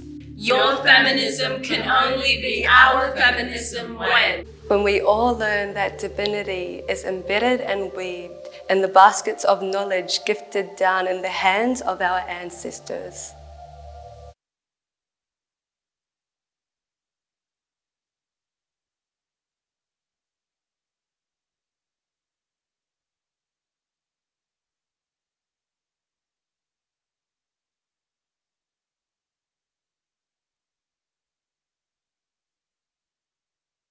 Hi everyone, I'm Eriko Fufurefa from Cafe Women's Association here in Goroka, Eastern Islands, PNG. I'm the director of the community-based organization, Cafe Women's Association.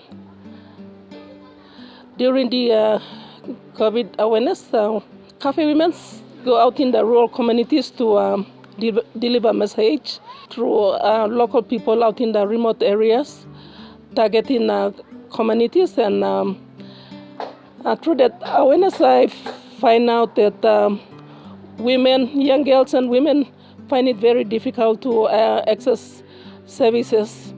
Also in settlement, in just surrounding town, like surrounding Goroka town, I've seen that they can't do marketing daily because we have this lockdown.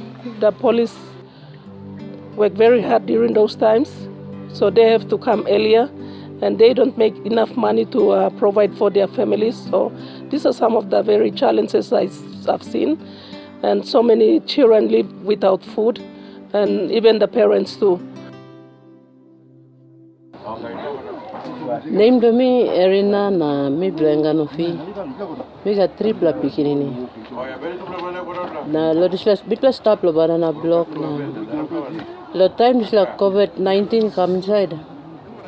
One plus side where I'm not good mi plus and planting mi plus talo block mi plano sa. Mi plano work money. Mi plano live lo market na socialize go kam na kai na sla kain so. Time just like sick am kamos and planting mi plano hard lo market. Some plan no go work now. No si pay too. I'm paying hard lo kai lo house.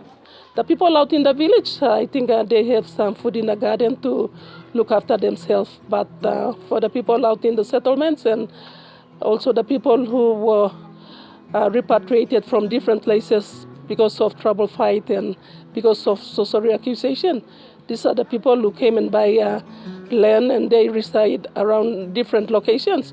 These are the people who were mostly affected.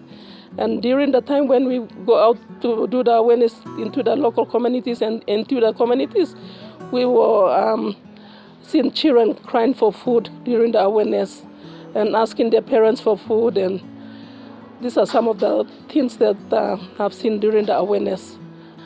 People from the community said, you people are coming to the community to talk about the health measures and how we will prevent this COVID awareness. But you have to come and give us water supply into the community so that we can have access to water to manage our health system.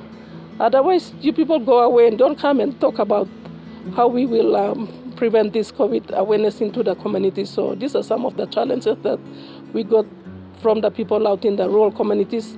And the positive side of it also, like family union, men reunion with their families. Some of the men, they don't really go and settle with their families within the homes. They just, certain times they poke up, see their families and go, but this COVID that bring their families together, so even children can know their fathers and who their father is. So I think that's the positive side of it. Nara plasai dosem all police too stop lo ta kona no ta man meri poret. Mi plus stop good lo house. No at noise was park man no kind of sem. During this COVID awareness, we've seen that most women did not go to the hospital because they were frightened to go and access the service because they think that they would go to the hospital and get this coronavirus out there. So some of the women, they were afraid to go and access the service out there. And also during the night, there's the women organization. I support almost 11 women to access to the hospital during the night. Most women were really affected. And one of the things that I find out when I was saving some of the women out in the settlement to get some treatment, the workers in the hospital, they were afraid because they don't have this proper PPEs in place, so they have to go away. They don't want to treat the patients. So these are some of the very big challenges that we have. As for our staffs, we all go out into the remote areas and go around the settlements, go around in town areas to do awareness on coronavirus. And we talked about gender-based violence, and we talk about also how to respect disability and vulnerable groups of people out in the community and settlement, how the caregivers can look after them and protect women and men who are with disabilities and who are in need, like vulnerable groups who need support, how we can help them. And also we integrated with the gender roles and responsibilities on these times, how men can look after women, women can look after men, and then look after their families, and they can look after their communities. We also went into the primary schools and talked to the students on how they should protect themselves, also like what we did to the communities. So we were planning and thinking of and work on the challenges they faced and way forward, so that we can at least help to provide these itineraries that they were needing it, like face mask and all this.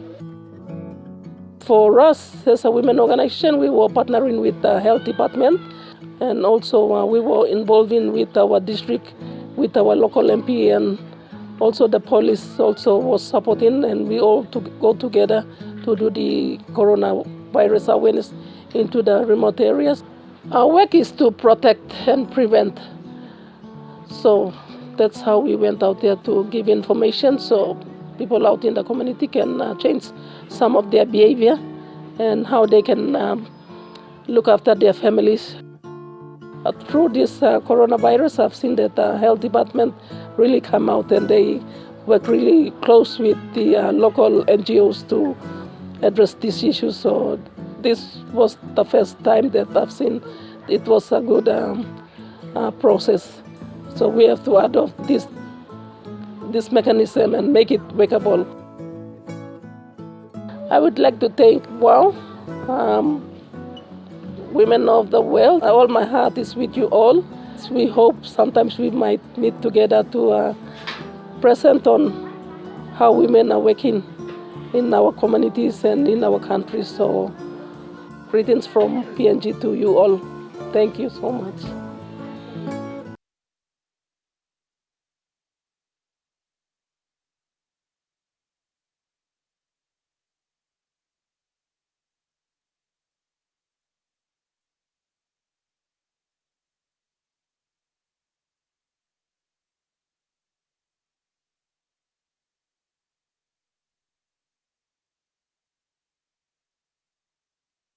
Ta'alofa lava, I'm Marianne Talia Powell. I'm an artist, a star weaver and founder of the 1 Million Stars to End Violence project. I live here on Quandamooka country, also known as Queensland, Redlands, Australia. I started the 1 Million Stars project after the rape and murder of a young woman in our community named Jill Ma. I was trying to make sense of all the anger and the pain in my community, and so I turned to something that I know and that I love, something that my ancestors and my people have done for generations, and that is to weave. I was also inspired by some words by Dr. Martin Luther King Jr., and those words are, returning hate for hate only multiplies hate, adding deeper darkness to a night already devoid of stars. Darkness cannot drive out darkness. Only light can do that. Hate cannot drive out hate. Only love can do that. So I knew what I needed to do. I needed to weave these stars. The original goal was to invite people around the world to help me to weave 1 million. We ended up collecting an incredible 2.4 million stars from communities around the world. And in partnership with the Queensland Government and the Office of Commonwealth Games, we displayed 1 million of these stars during the Commonwealth Games in 2018. Join me now to learn how to weave this beautiful star and learn more about the project at 1millionstars.net.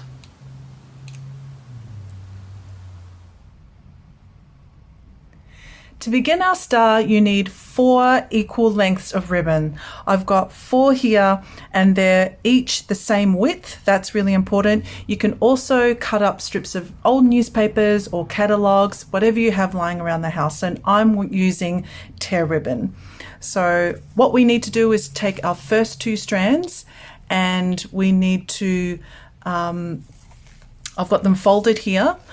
And they are about 60 centimeters in length, and I've just folded each of my 4 strands in half. So we're taking our first 2 and we're going to slide the one in our right hand over our left to make an L shape, and we're going to pull it down about 10 centimeters or about the length of your thumb. We're going to take our third one and we're just going to wrap it around the bottom part of our L shape, just like that. And then we're going to take our fourth, we're going to open it up and wrap it around our third, and then the 2 lengths are going to carefully be woven through our first loop, just like that. We're going to pull that all the way through, pull our strand so that we've got a nice tight square. Okay, now we're going to flip the whole thing over. Place it on the table on a nice hard surface. If you're weaving on the floor, you can just use your knee or on the mat in front of you. And we're going to just fold each strand down. So starting at the top, we're just going to take the top or the first strand, fold straight down to the bottom and crease. And then going in an anti-clockwise direction, the one on our left, which is my yellow, will fold over the top and to the right. Again, a nice firm crease. Now my dark green, fold straight up over the top, crease. And then my last one, which is my pink strand. Again, the top one will fold over my dark green and then under. And then we're going to pull that all the way through to the left. Okay, so again, creasing that pink one into place. Okay. So now we're going to go straight into our points. So starting at the top right, I'm taking my dark green one and I'm going to fold under and to the right and crease. So we've made like a right angle triangle. And now we're going to fold straight down, so forward and down to make a bigger triangle. And we're going to leave a tiny gap in the center. And that's so that when we fold our right half over our left, it makes a nice sharp point. So to secure our point, what we need to do is we just need to carefully lift our star, use our peace fingers just to hold that point in place. And we're going to carefully lift the end and tuck it into the pocket underneath. And we're going to pull that end all the way through, and that's our first point done. Then we're going to spin the star around and we're going to repeat that another 3 times on every second strand. So now my yellow, fold under and to the right, down and forward with a tiny gap, fold my right half over my left, carefully bend the point back, lift your tail and thread your end into the pocket, and then just carefully pull that through. That's your second point done. And we're going to keep going until we've done all our 4 points on this end.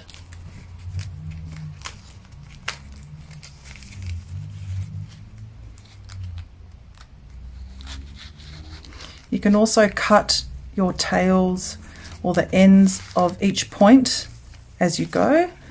So I will cut this light green one, and you just want to make sure that you're cutting the end and not accidentally cutting the body of your star. So I like to cut on the angle. You can cut however you like.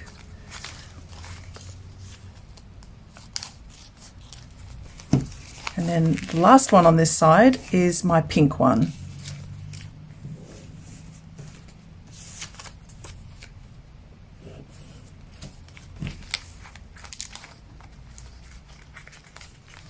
And then tucking, threading it through the pocket. We'll cut the end because it's done. So there we have our 4 points. And to complete our star, all we need to do is flip the whole thing over, and we're going to repeat those same steps and complete the 4 points on this side. So it doesn't matter which one you start with.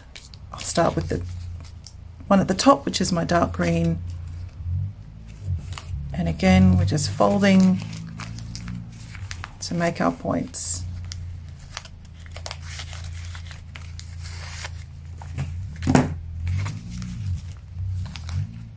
Carefully cutting away the end. And you can keep the ends to make a lei with them, so they're fun to do with little people. And you can find those instructions on my Instagram page at Marianne Taliapau on how to make a lei and also how to make a star and some other free fun weaving projects.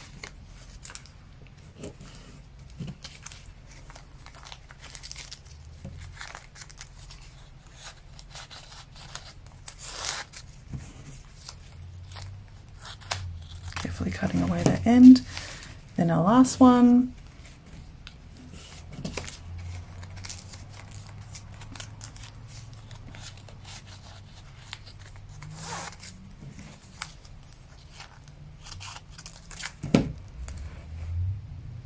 And that is your 8-pointed woven star.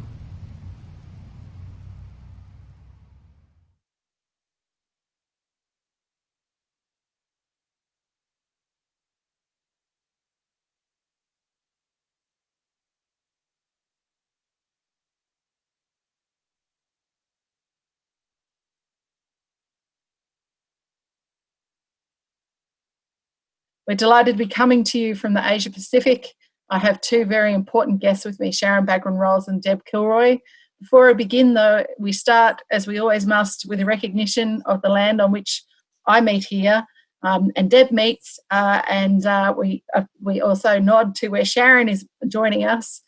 I wish to acknowledge the elders of the land on which we meet and honour their leadership in this crucial time during this pandemic and their First Nations wisdom that has helped guide us to some better insights about how to cooperate and to understand the kind of situation we've been in.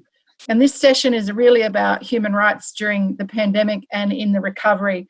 And it has not been a very good time for human rights. And it's a time for us to reflect on how to balance issues like the right to health and other types of rights, and what happens when governments try to keep us safe. So one of the questions we'll be asking this afternoon is whose security? So one of the issues we're thinking about now is how to create a post-COVID pathway to a more gender equal society. Is there a moment for transformation? We don't want to snap back. We want to snap forward into something better. We want to build back fairer. We want something different. So is there the potential for a transformative moment, and what can we learn about what happened to our human rights during the pandemic response? So that's what we're talking about now. I'm really delighted to introduce Sharon and Deb. So Sharon Bagran-Rolls joins us from Fiji today. She's a second-generation Fiji island feminist working on the intersection of gender, media, communications and peace. She's speaking to us as the chairperson and gender liaison of the Board of Global Partnership for the Prevention of Armed Conflict. And she's also speaking on behalf of the Shifting Power Coalition. And then we're also going to speak to the equally fabulous Deborah Kilroy, an Order of Australia winner and a passionate advocate for justice. She's coming to us talking about Sisters Inside, which she founded, which advocates for the human rights of women in the criminal justice system and responds to gaps and services available to them. both the biographies of our wonderful speakers here are on the WOW Global 24 website. So let's get straight into it. Sharon, I'm going to come to you first. So talk to us about your perceptions of what's been happening to women's security and women's rights in the region from your perspective. Thanks, Susan. And hi, Deb. Great to be part of this conversation with you today. And a big shout out to all our sisters tuning in globally. It's great to be part of a really important global conversation. So thanks also, WOW, for this platform as well. You know, one of the things that we did as the Shifting the Power Coalition, which is an amazing feminist coalition, bringing together women-led organizations and women leaders, young women, women with disabilities across 6 Pacific Island countries, 13 organizations in collaboration with ActionAid Australia, was we did a rapid women's human security assessment. And I think that's really important in terms of the conversation we're having today, because yes, we wanted to know about their health situation, but in the lived realities of women where I come from here in the Pacific, like with many sisters across the globe, it's not just about our health security. It's about economic and food security. It's about community and personal security as we've, you know, seen as a result of the lockdowns in the pandemic. How safe are you in your own home, within your own family, and then within the broader community? And these assessments were done by women peace builders, by women with disabilities, by young women. And what was really important is this is an additional layer on top of a range of human security priorities that women have been talking about. And Susan, you and I, you know, we've been interrogating the women's peace and security agenda for several decades now. And I just want to talk about in 2015, when we had the global study, one of our recommendations from the Pacific actually got 2 key references, which I think our leaders have failed to recognize. In UN Security Council Resolution 2242 of 2015, we got climate change in as a priority issue. And there is also a specific reference to the health pandemic. And so if you talk about the women, peace and security agenda, women peace builders from my part of the world have been saying these are our realities. So I think that's really important in terms of setting the scene. I think we then need to break it down a little bit more also from a feminist perspective to look at, well, you know, we're not a heteronormative group of one-size-fits-all women. So what has this meant for the security and safety of women in rural communities that live, you know, 100 kilometers away from the nearest police station, let alone the nearest health center? What does this mean for women with disabilities who rely on caregivers, on personal assistance in this lockdown period? And what has it also meant in terms of the securitization of the response as well? So I think those are some of the key issues. On top of COVID-19, you know, in the initial stages of the past few months, we've also been reminded of our climate security, our environmental security, because TC Harold came along and swept through Solomon Islands, swept through Fiji, battered Vanuatu, and then moved on to Tonga as well. So on top of these new challenges, suddenly women were also thinking about, how do I also organize and influence not just this space called the humanitarian response, but also the disaster management response as well. So these have been some of the issues that I think have been really important. And I guess my last point in terms of one's safety and security is also about one's access to information and communication. Is in our local languages, in our local context, and how do we also communicate in a way that, obviously, when you're feeling insecure, because nobody really thought about how big this pandemic was going to be, and there's a lot of fear that rural women who I was with last week on our second island of Fiji talked about their insecurities being just a lack of information and that kind of knowledge to help them not just prevent the spread of COVID-19, but also to protect their families and their communities as well. So, I think those are some key points for us to really think about as well. Yeah. Well, thank you. There's so much in there, this idea of just securitized threats to things like pandemics help women's rights. Also the idea of, always thinking about whose security. What if the world reacted to domestic violence the way they've reacted to this pandemic? There's always other people's definitions of security at play, but also the response being an anathema to women's rights. If we think about the only solution is to lock yourself in with your potential perpetrator and abuser. There's some really horrific global statistics coming out, but also this issue about regional and remote communities. In Australia, there's been a practice of very serious restrictions around remote communities, mostly to protect, but whether that has had negative impacts on those communities as well is something that we're going to have to think about. But this idea too of the increased sense of militarisation and restriction, police on the streets and police enforcing health, it's really interesting and quite problematic. Some of my work's around women human rights defenders and around countries, nation states using the pandemic restrictions as an excuse to crack down on freedom of speech, freedom of expression, letting out certain types of prisoners but keeping political prisoners in jail where they're very vulnerable to COVID infection, a whole range of issues happening around the world. And a big test now will be, are we going to roll back some of these pandemic restrictions, or will governments find it convenient to keep some what should be extraordinary restrictions for longer because it might suit particular purposes? So we've got a lot of challenges ahead. But Deb, you've got some good news for a change. Some of your incredible hard work has paid off, and I'm delighted to hear this any kind of hope or progress that's come out of this time as well.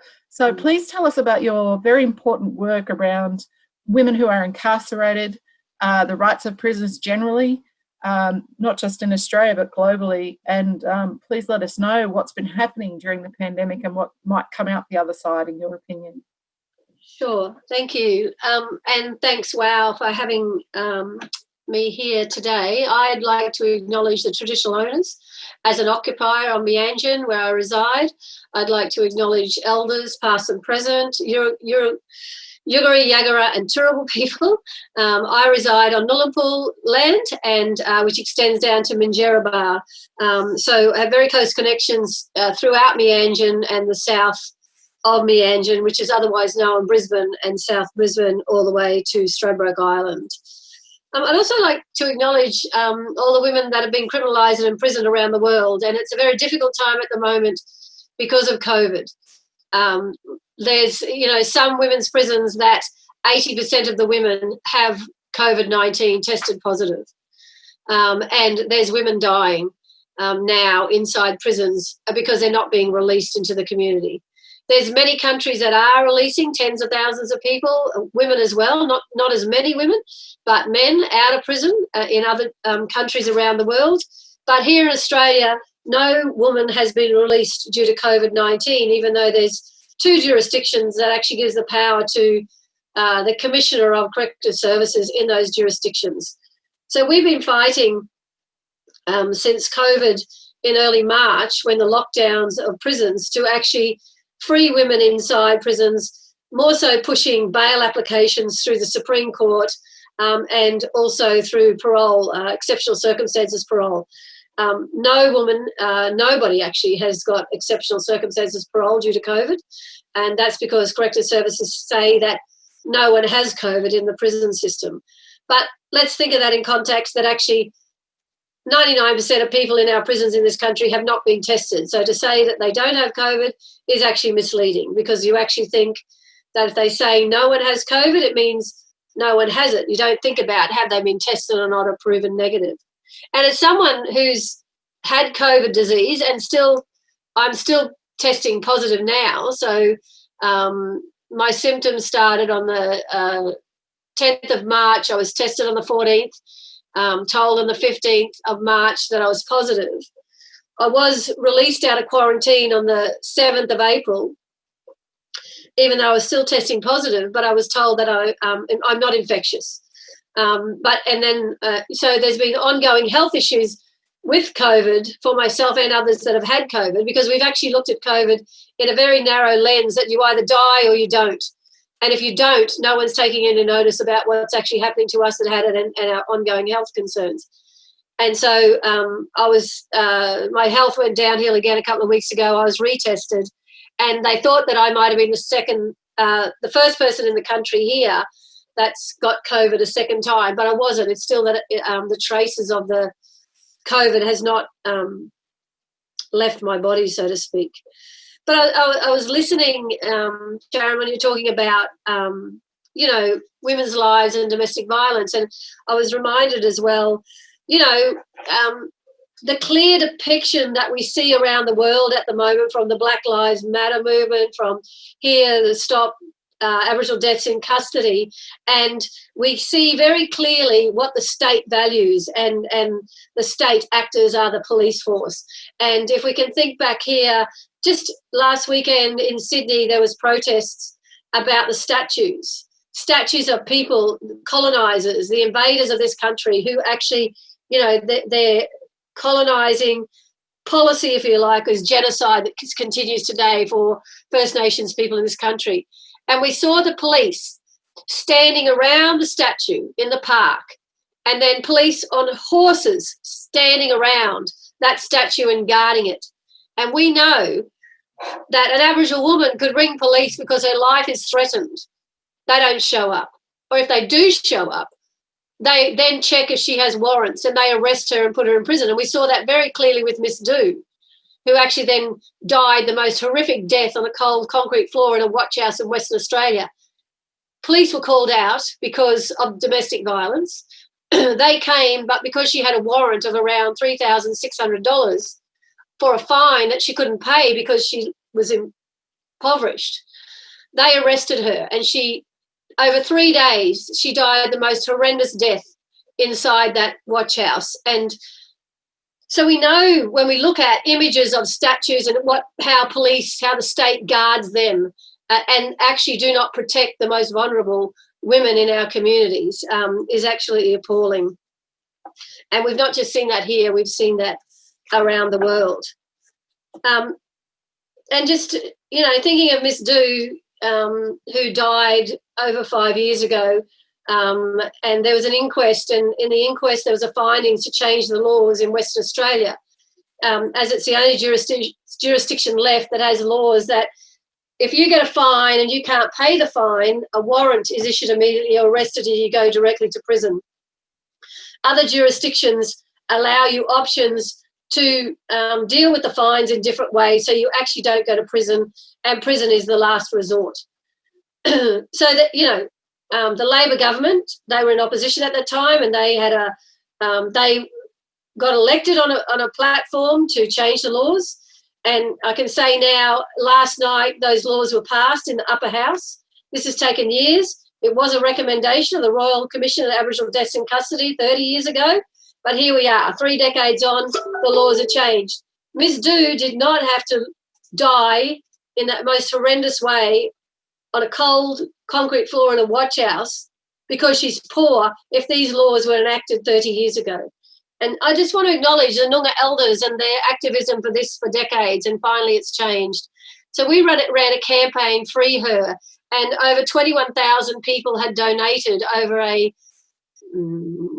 17, it was January last year, January, February, March, April, May, June, 17-month period, where people have donated over 1.1 million for us to get women out of prison who are in there for those warrants. So we pay the warrants, or we pay the warrants that are active so that police can't arrest them, the Aboriginal women, or we assist Aboriginal women to set up payment plans because they actually do want to pay it back, but they can't afford $100 a week. They can afford $5 a week. But finally, these laws are going to be changed, and hopefully the royal assent will happen next week, and no one will be actually incarcerated for poverty again in Western Australia. So that's the win. But it's also leaves a very bad taste in my mouth, and I would absolutely know in Miss Doo's family's mouths the injustice, because she would be alive today if these laws had been changed. And so, you know, these laws that we've all fought for, the Aboriginal elders, you know, and everybody else, is for Miss Doo and for every other person that's died in a prison cell in Western Australia. Thank you very much, Deb. It is, I understand, it's bittersweet. I've been feeling that with both some of the commentary around the US and Australia, in the sense of we've known what was wrong with policing and what was wrong with incarceration and the over-policing and the socioeconomic injustice of so many of these models of justice. They're not new, they're very, very old, and they're like Dickens, something out of a Dickens novel, and we haven't been able to get the reforms to take hold. So you see this anger. International call now around the world to defund police. The time has come to defund police. And what people will say is, what about the rapists and murderers? And I say, well, what about the rapists and murderers? What is happening with them now? Nothing. So we need to actually look at other models of justice that brings everybody safety, and the police do not bring us. I'm sitting here in my office getting text messages right now because I was dealing with some Aboriginal people now who are in the city of Brisbane protesting to stop Aboriginal deaths in custody and Aboriginal Lives Matter, who are now being arrested in the watch house. And when we're finished, I will, you know, probably have to go to the watch house and deal with those matters, whether it's with the police or the courts. But you know, the time has come that we actually have to stop funding police. We must defund them, but not transfer the money just to health services and other social services, but to actually safe frameworks that do not use carceral frameworks that continue to trap, control, imprison, and come from a position of power over on others, the most marginalised in our community, fundamentally here, Aboriginal and Torres Strait Islander people. I think there's been a lot of debate about carceral approaches to domestic and family violence as well, having unintended consequences of increasing women in custody. But also, is it hearing a lot more about, you know, a focus has got to go on the prevention of this violence, on early intervention and changing patterns of behaviour. Sharon, I want to ask you about this issue of intimate partner violence in the Pacific. As I said, there's a global discussion around whether the lockdown policies were designed well enough to deal with the corresponding impact on domestic violence that should have been predictable, and you know, made it very difficult for boys and girls, men and women, to talk about what was happening or to seek help. And we know in this economic recovery period that a lot of the fiscal stimulus packages or economic downturn issues might again close refuges, close responses to domestic violence. So I want to ask you about the Pacific, and I want to come back to you on the climate change issue too. This issue of, it was the same in Australia. We had those terrible bushfires right before the pandemic hit us. And, you know, many of those people who were affected by bushfires got hit straight away by COVID as well. You know, it's not happening on its own. It's happening in a context of cascading issues. And that's what we're going to see in the new era of climate change. We're going to see cascading issues. So, sorry, two issues for you there. First, domestic violence in the Pacific, and second, this issue of what do we do with these cascading issues that are affecting us?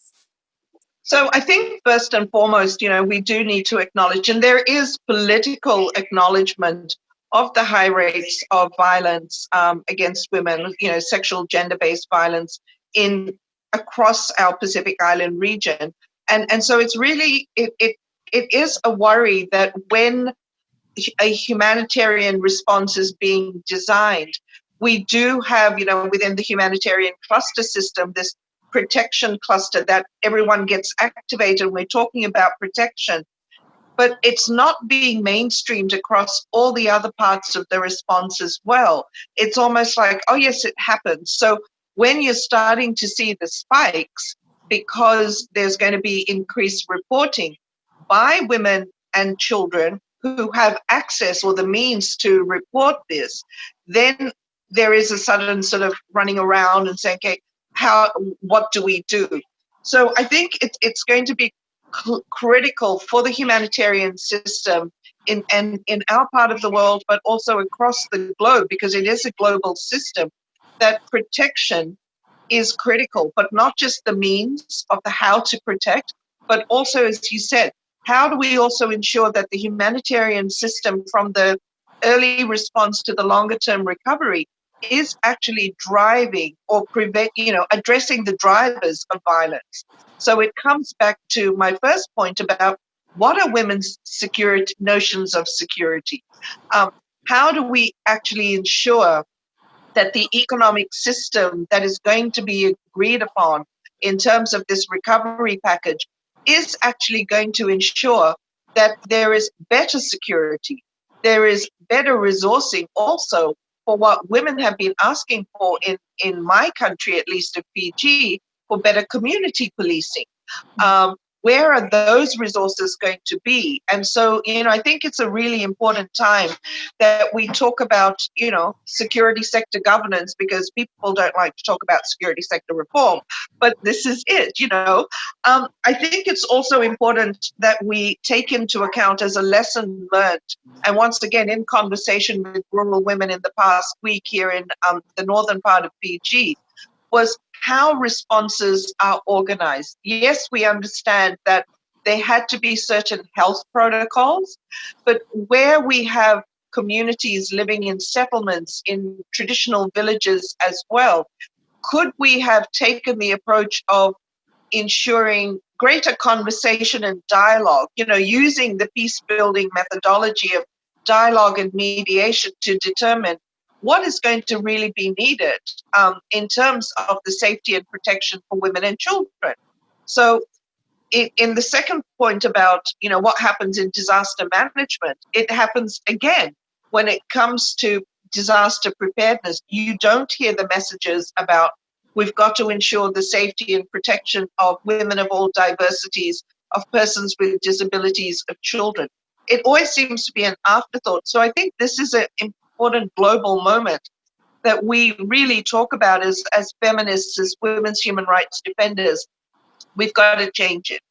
We've got to make sure that all of the commitments through the treaty bodies, through regional policy commitments, to national level policy, national budgets, the way in which the community security is organized is really organized in a manner in which we are taking into account, at least for our Pacific region, but in other countries where there are traditional indigenous systems, how could security be organized in a way that people don't feel like they're in this kind of weird, oppressive lockdown? I think even the word lockdown you almost want to naturally rebel against it, because you're being told you're putting it, you're being locked down and you're being told there's this curfew being imposed, et cetera, et cetera. So it comes back also to our communication systems. It's also about the way in which our leaders also are talking to the communities and engaging in a way that also opens them up to being willing to either be challenged or to listen to different ideas. And within that, those kinds of processes, the platform is there through the Women, Peace and Security agenda to really help guide them. But I think if we have if we continue along this path, we are certainly getting ourselves more entrenched in the kind of hard security, military posturing, and all things associated with it around our human rights as well. Because you can also then say, because of COVID-19, you can't gather to have a conversation. You start to actually impose rules and regulations, not just on socialization, but community conversations, which are just so critical. That's right. It has been hopeful to see creative protests and creative ways of staying as part of the community, but that's what I've seen, this kind of women's organisations really struggling to maintain the momentum they had before the pandemic. And I suppose I want to ask you all to give me some closing remarks. I just want to reflect, I guess, on this idea of a lot of what you're saying is that a lot of our institutions have not been fit for purpose for women's lived experience anyway before the pandemic, and maybe the pandemic has made it even clearer.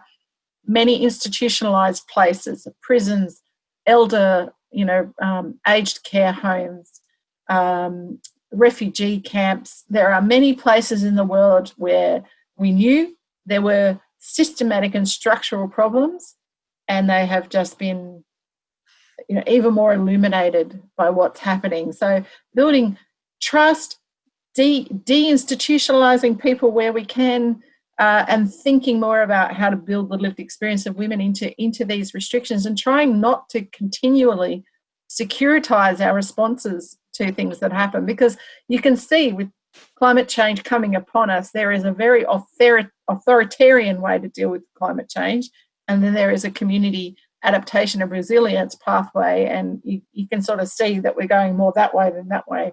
It's very nerve-wracking. I'm going to come back to you, Sharon, and to you, Deb. Deb first, give us, in terms of reaching out to women around the world as part of this global conversation, what message do you want to give to the other women of the world around, how to improve our human rights after this pandemic? Yeah, well, I'm sitting here listening to Sharon and just thinking, racial capitalism has fundamentally failed us all, environmentally, politically, economically. And until we actually understand that, and I think we are during this pandemic because it's failed us. And if we think of the pandemic, there's not enough ventilators in the world that hospitals have because the health system has fundamentally been privatised around the world. And so, corporations decide that we need one ventilator, not 100 ventilators, and then we have a crisis like this. This is what happens. We don't fund services for our environment, so when we have fires, they're out of control. We don't take any notice of First Nations people about who's been looking after the land for 60,000 years. Women, the most marginalised women, are being cut off from their communities and communication, and it's about trying to find new ways to have conversations and communication. So giving women the resources, even if it's a phone, a computer, something that they can have conversations like us on Zoom. It's so important. I think of, the women in prison across this country, around the world, in prisons that don't have access, can't have access, that where they have to pay for phone calls to ring their children and families. And if they don't have money, they've got to make a choice. Buy soap, because that's what we're told to do, wash our hands, or use your money to ring your children. Well, I'm in prison. I know I'd be spending the money to ring my children, and that's what women do. So their lives are at risk. So we just need to keep pushing ahead. We need to be able to reflect now, which we can over the last 3 months, 6 months of the pandemic, of what's working well and what's collapsing in the racial capitalist world, and to move that forward. When people say, it'll be good to get back to normal, I always say normal is a spin cycle on the washing machine, and I don't necessarily want to go back there. So we need to move forward. That's great. Thank you, Deb. Sharon, last words for you. Well, for me, I've been talking for the last couple of years about redesigning the table. When we talk about women, peace and security, and traditionally peace building, we've had to ask for a space at the table. But I think it's now time to redefine the table as well. So we need a table where we can all meet. Traditionally, we have spoken about bringing women to the table, which includes supporting our networks, resourcing our networks to be able to bring the range of issues that we represent. It's not just about one woman. We need to do that because the concern around the securitization of climate change, the securitization of humanitarian response, the shift, even though there is a human security commitment in our region, there's a shift to militarize human security is of a concern. So I think what's really important is to continue to think about how we can redefine the table to to no longer just disregard women's action and women's voice. So we need to redefine the table going forward in light of COVID-19. So we're getting better at addressing the peace, development, and humanitarian nexus. Because what COVID has taught us in the response is we've been talking about climate change, we've been talking about resilience, we've been talking about human security, we've been talking about peace building, and every now and then we talk about this humanitarian response. We now need to be talking about it all together. So it means a redefining of the roles of all the different actors. It requires even the UN system to start to rethink how their structures and systems are going to be supporting women, and that we shouldn't have to be validating or having to demonstrate who our networks are, etc., because we come with our constituency. And so it's really about that, it's time to really shift the power. And the power also means listening to us as women of the world to hear and to act on what we say is our security, whether it's in our traditional villages, whether it's in our schools, whether it's in our neighborhood or in our own homes. So I think this is the time, and we really have to reshape the security agenda. Thank you so much. And a very happy woof at the end there, which I liked as well. Look, thank you both so much. There's so much food for thought. Thank you for helping us bring this voice of the Asia Pacific to this global conversation. So for Sharon Bagran-Rolls and Debbie Kilroy, thank you very much. My name's Susan Harris-Wimmer. We have been delighted to join you.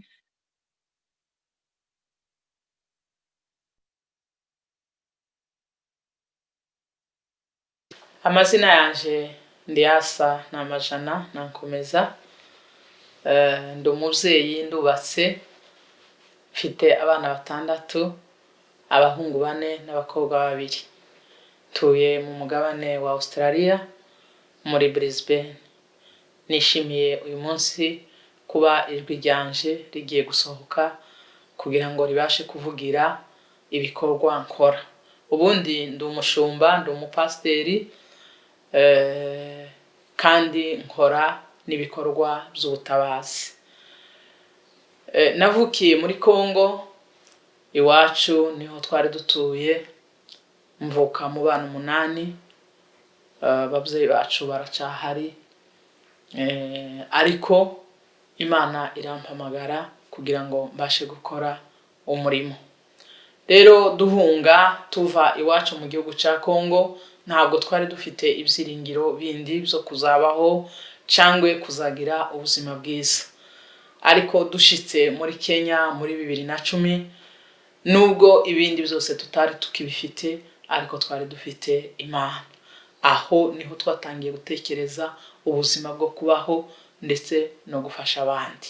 Aho twahatangiriye ibikorwa bitandukanye byo gutabara gusa si amafaranga, ariko uja gutabara atangirira no mu bitekerezo. Twatangiye twegeranya abantu, abagore, abana, kugira ngo tubashe kubungabunga kandi tubaremere ibyiringiro by'ejo hazaza. Rero aho ngaho niho twatangiriye umuryango witwa Yesu niwe rembo ry'amahoro, Jesus Gate of Peace.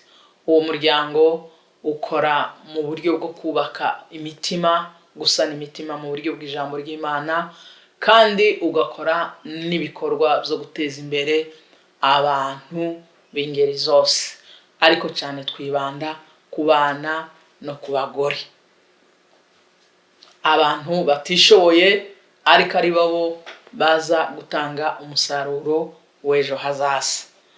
Aho niho twatangiriye ibikorwa kuva 2010 kugeza 2015, ubwo twavuye mu gihugu cya Kenya twambuka mu mugabane wa Australia.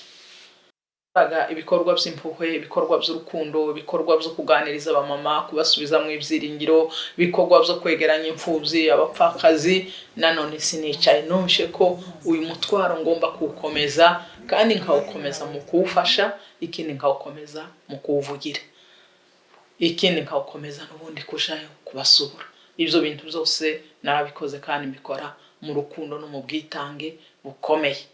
Nkorera ahantu mu migi, ngakorera ahantu mu makambi, ngakorana n'impunzi, ngakorana n'abaturage ariko bafite ubuzima bwo hasi, kuko inkomoko yanje twari dutuye ahantu mu cyaro, Imana integura gukorana n'ibihugu bikomeye. Ni naco gituma nagiye numva nshaka kugira ngo mfate umuntu kuboko uri hasi nawe abashe kuzamuka. Numvishe ko bishoboka, birashoboka, kuko ubu ngubu hari benshi bamaze kuzamuka, bamaze gukora. Hari ibintu dukora, dutegura abantu bijanye mu mpano zabo, nibyo twakoraga kugira ngo twese ibyo tutazi tubyige kandi tubikoreshe kugira ngo byubake igihugu, byubake imiryango, byubake ejo hazaza h'umuntu, asure yumve ko agaruye ibyiringiro. Ni ibibazo binini cyane kubera ko corona yaje itunguranye, kuko ijambo rya mbere nagendagayo buri mwaka, ariko kujayo buri mwaka nabanzaga nkabitegura hano. Kubitegura hano ntabwo njewe mbikora jenyine, ndakoresha uburyo bwanje, ariko kandi nkora no mu buryo bwo gusaba. Nsaba mu matorero, nsaba mu bantu ku biti byabo, nsaba mu community kugira ngo mbashe kubona ya nkunga ibasha kuja kumfasha hariya muri ibyo bihugu bitandukanye.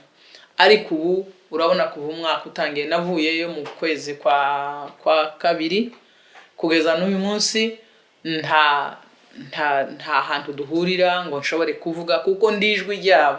Ndaza nubwo nkoresha ubushobozi buke, ariko numva nshaka kubivuga cyane. Uko umwaka natangiye kubivuga kuva 2016 kugeza uyu munsi, ariko uyu mwaka nta n'umuntu n'umwe nabonye nsubira kandi kubwira icyo gikorwa, kuko abantu bose bari bicaye mu nzu. Ikindi kintu natwe ubwacu twarakoraga, urumva umusaruro nubwo utavuye hariya mu bandi hirya no hino hanze, ariko natwe turakora n'amaboko kugira ngo bashe gufasha byibura umwana umwe, abana babiri, bashe gufasha wa mudamu urira. Icyo kintu tuafeksinze cyane, kuko kugeza ubu ngubu ntituzi uko bizagenda. No kuvuga ngo urugendo rwabaye rusa nkaho ntabwo rurahagaze kabisa. Mu myaka 5 ndashima Australia, aho nyapurayinze hose nabonye akazi, mu nkunga yose mbona nanje mbasha gufasha. Icyo kintu kiramfasha, iyo mbonye narafashijwe nkabona nanje ndi umugore ukwafashwa, numva icyo kintu ngomba kukibiba mu bandi bantu. Rero natangiriye mu gihugu kimwe, none ubu maze kugera mu bihugu 4. Iki kintu nagishimira. Nyuma y'imyaka 5 urumva ko mpuye na women of the world muri Australia.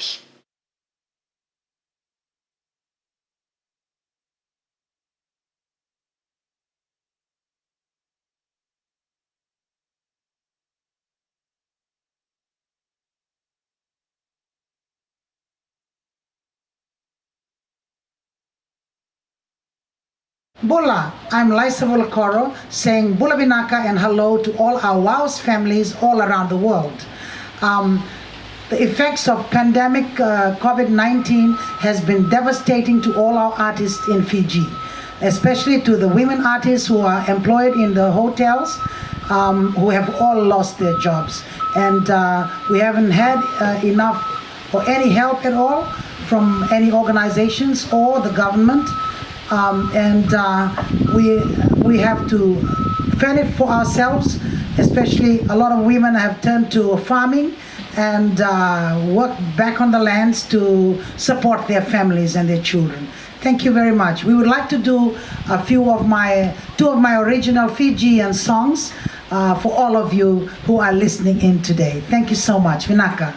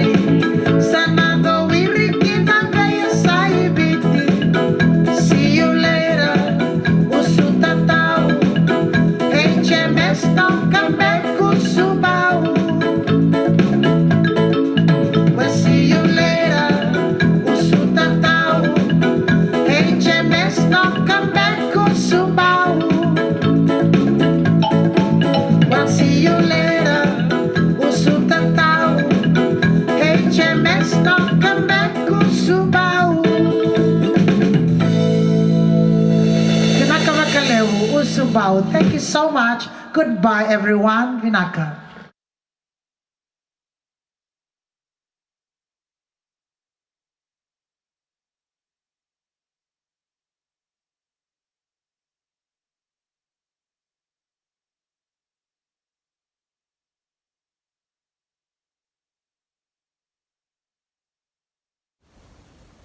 Hi, I'm Michelle Higelin. I'm the Executive Director of ActionAid Australia.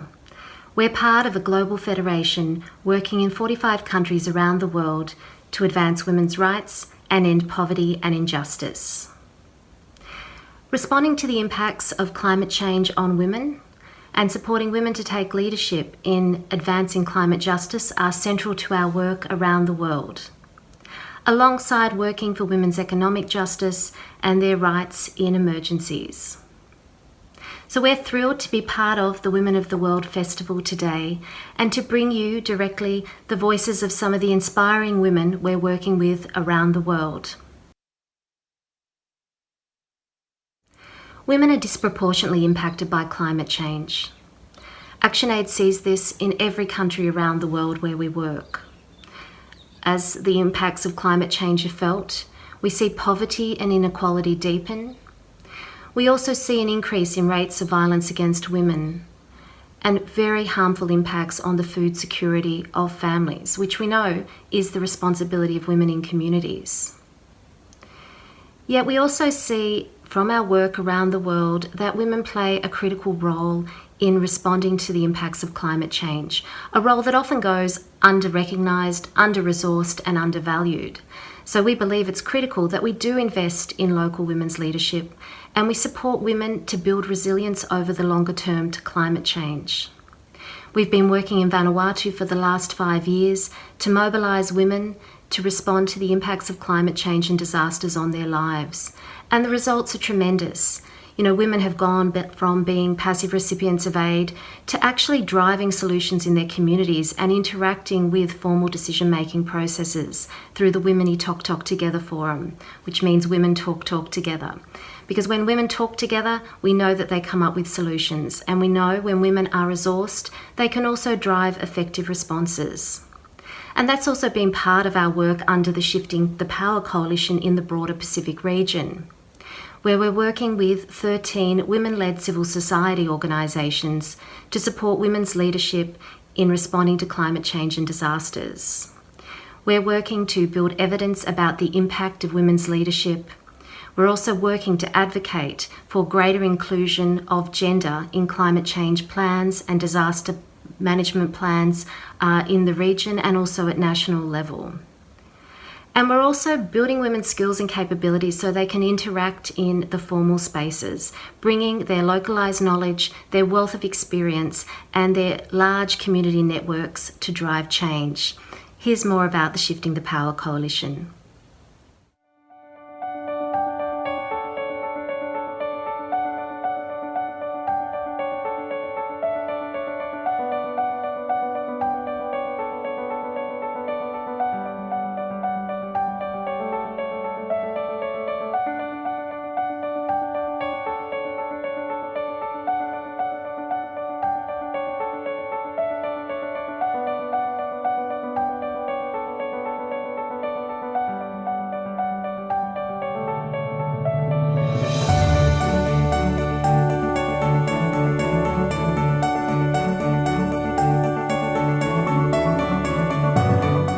Pursuit of women's rights and gender equality is really about, if you want for a better word, balancing the scales.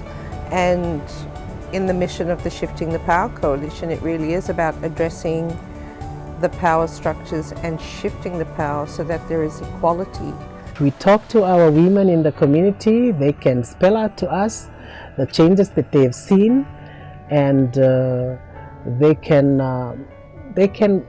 are already informed by why these changes are happening to them and why climate change is for real.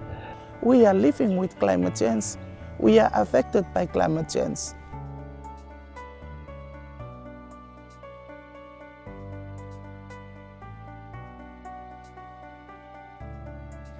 So the Shifting the Power Coalition right now is strategically situated because it brings together partners from a number of Pacific Island countries, together with ActionAid Australia and women disability rights activists. One thing that we must not forget is that whenever there are negotiations going on in terms of climate change, whether it'll be local negotiations, national, regional negotiations, there has to be spaces where women and young girls and vulnerable groups have to participate in all policy dialogues to do with climate change and disaster management.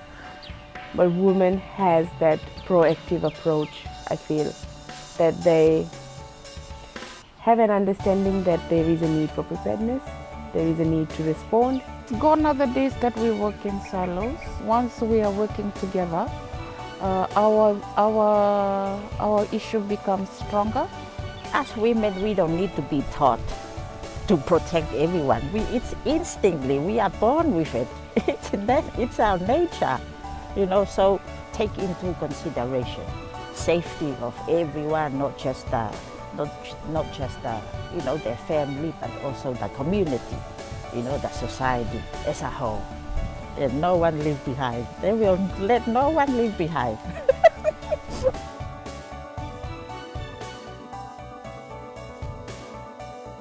Seen behind the back of men, I want them to stand in front.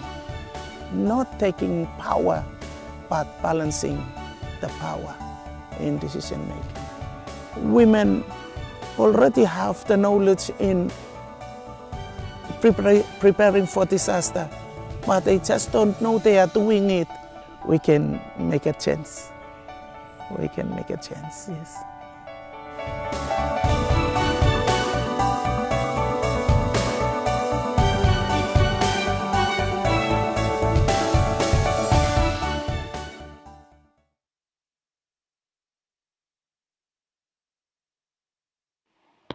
Our climate movement in Australia is very much focused on domestic emissions, but ActionAid's research is showing that we need to be keeping an eye on what Australian fossil fuel companies are doing overseas and what impact that has on women's rights and our climate.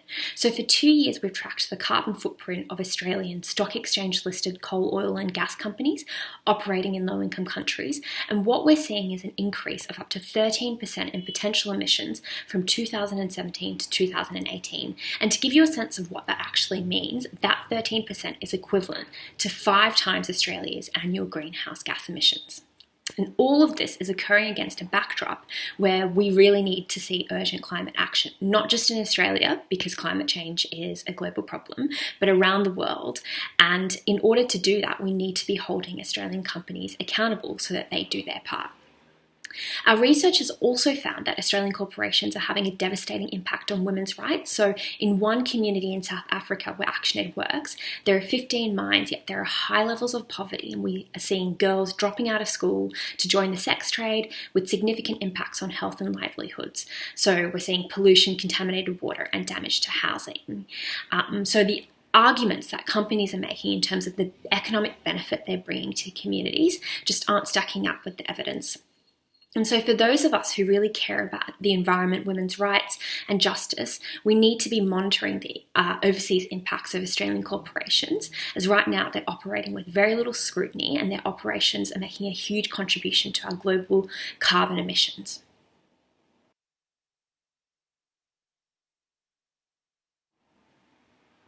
ActionAid's working directly with women leaders from communities impacted by mining in South Africa to document the impacts of mining on them. So things such as increases in violence and harassment, cracks in housing and polluted water sources, so we can expose the irresponsible conduct of Australian companies overseas. And using this evidence, as well as putting women's rights and demands at the forefront, ActionAid campaigns with our growing community of activists around the country to hold companies accountable to the impacts and to support these women to seek redress. And that's included engaging with Australian companies Resource Generation and South32, both of which are fossil fuel companies, and they've operated and have operated in South Africa. And the evidence has been powerful in forcing companies to come to the table and talk to affected communities. It's also enabled us to block public financing of harmful projects, and through this, we've elevated the voices of women at the forefront of these impacts and continued to help build the case for change.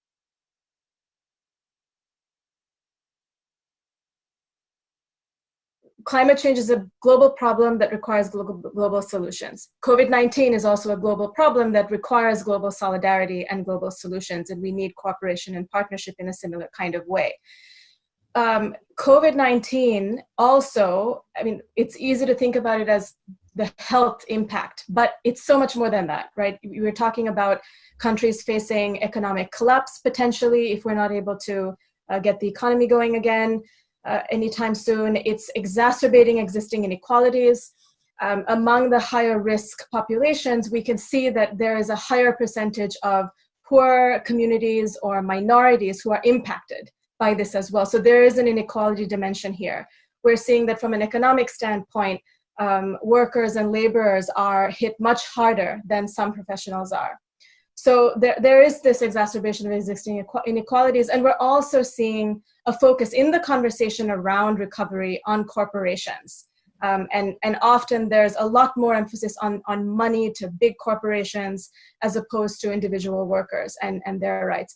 And really, for climate change, it's a similar kind of story, right?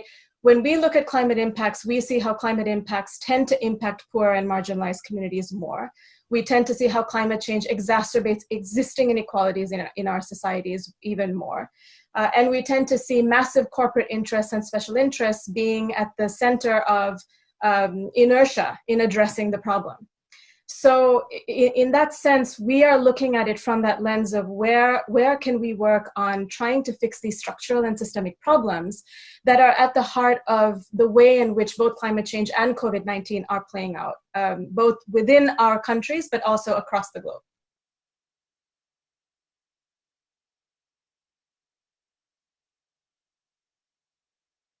There are things that are unique about climate change that pose unique challenges, but in many contexts, on top of those things, what climate change does is it amplifies existing problems and accelerates them. So where you might have seen a little bit of variability in rainfall through a growing season, climate change will come in and change that variability to extremes, where you'll see 6 months of rain take place in 1 month, causing flooding, and then 8 months of no rain, causing drought. So especially for communities, countries that have agriculture as the staple for their economy and where most people are working, whether it's informal work or formal work, that hits hard, right? COVID is similar in that you have existing inequalities in society. You've got a broken healthcare system, or maybe a healthcare system that isn't working so well. COVID-19 hits and it throws everything into sharp focus. All of those inequalities, all of those problems are just front and center, and people die, right? In both of these situations, you've got a potential massive death toll on your hands when they hit. So, and the experience that we have in dealing with the climate crisis is that it's hitting poor developing countries much harder than others. And some of that is just by virtue of geographic location, but a lot of that is to do with their existing status, right? If you don't have a lot of space in your economy to deal with shocks, then the impact is just going to be that much worse for you. If you can't come back from a storm, if you don't have the resources to get water to people during a drought, it's a cascading impact. So that's why we tend to focus a lot on resilience and livelihoods in the context of climate justice, and with women as a focus. And we also talk about how developed countries like the US and Australia need to be leading the charge on climate action, not only in terms of taking measures to reduce their emissions, but providing finance.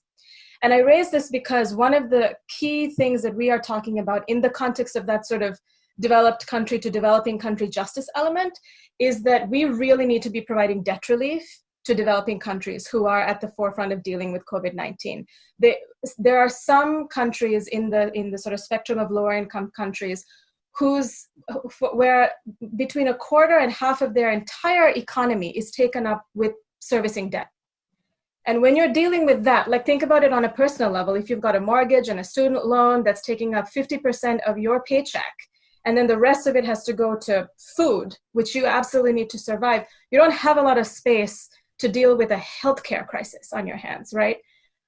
So I'm simplifying it, but that's sort of in very simple terms what these economies are challenged with. There's no fiscal space for them to deal with this crisis. So not only do we need injections of money to deal with COVID-19, that is on top of climate, right? Because climate impacts don't go away. They still need finance to deal with climate impacts, but they need money on top of that to deal with the healthcare crisis and economic crisis they're facing. But also we really need to be having an honest conversation about debt relief, because simply suspending payments just delays the problem further. But the one that's most relevant, I think, for this conversation is an ask around a regenerative economy, which I think you can also talk about as a caring economy. And at the center of that is this sort of all these things that I think we've been talking about, that we need to put people first. We need to put the planet alongside that, right? And we have to craft an economy that works for people and the planet.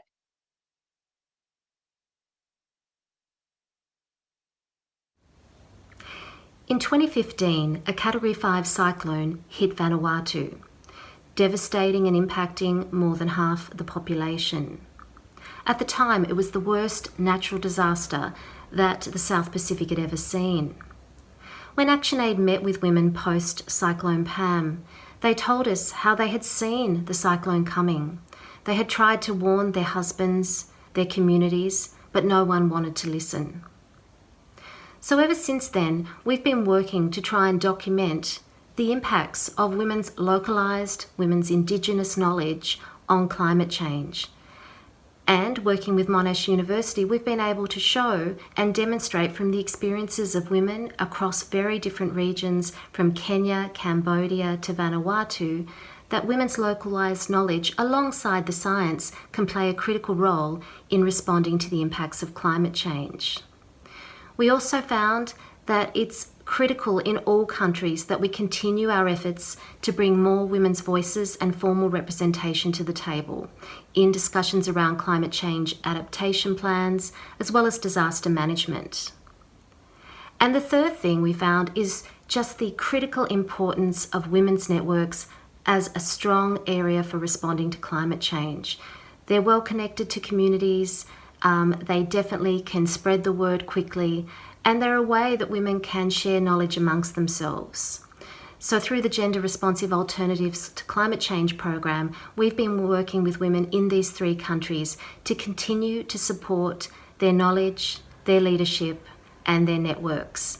And I'd like to leave you with this amazing story of hope of women from these 3 countries who have not only mobilised in their communities, but they've also had an opportunity to influence global decision making.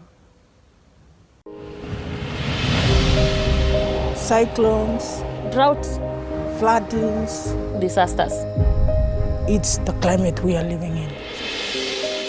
Women are participating now at decision-making levels whereby they can decide on what to do when disasters hit the area.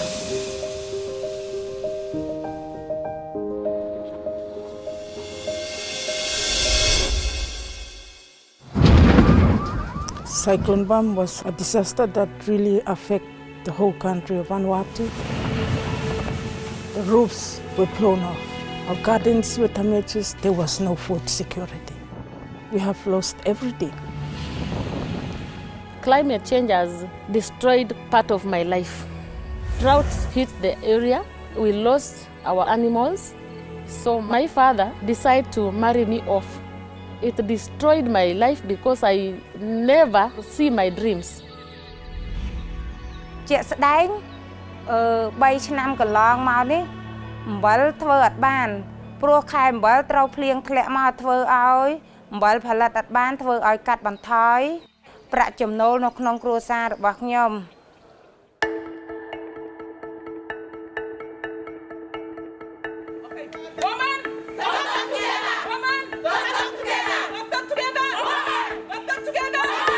After cyclone, women in my community started to mobilize Women at my community organized themselves, and we told the Kenyan government the experiences that women has in the ground.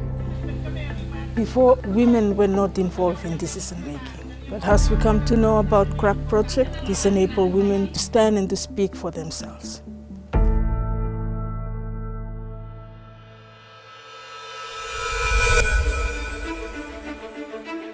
ពេលមកដល់ទីក្រុងសណែវខ្ញុំមានអារម្មណ៍ថាខ្ញុំសប្បាយរីករាយពេលមកដល់ឃើញមានអាគារសំណង់រឹងមាំខ្ពស់ខ្ពស់ហើយខ្ញុំបានចូលរួមវេទិកាសកល I was coming just thinking, I don't know what I will get from this conference. But when I came in here, I was amazed. More effort should be put onto these women, onto these groups, to stand and talk in front of many people.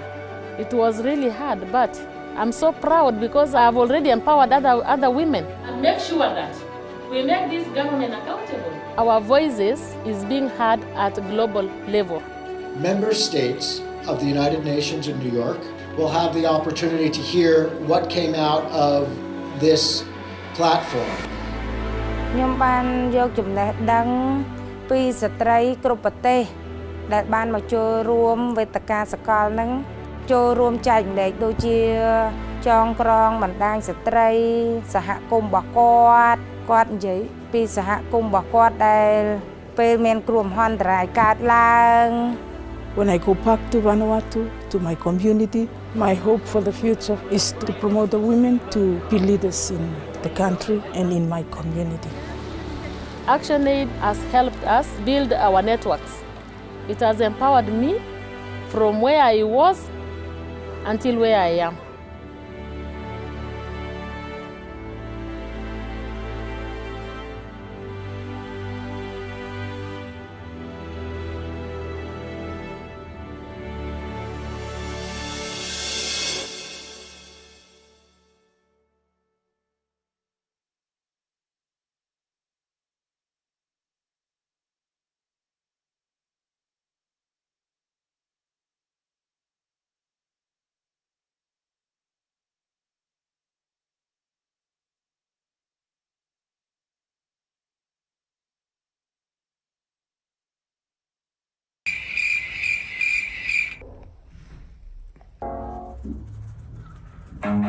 Run.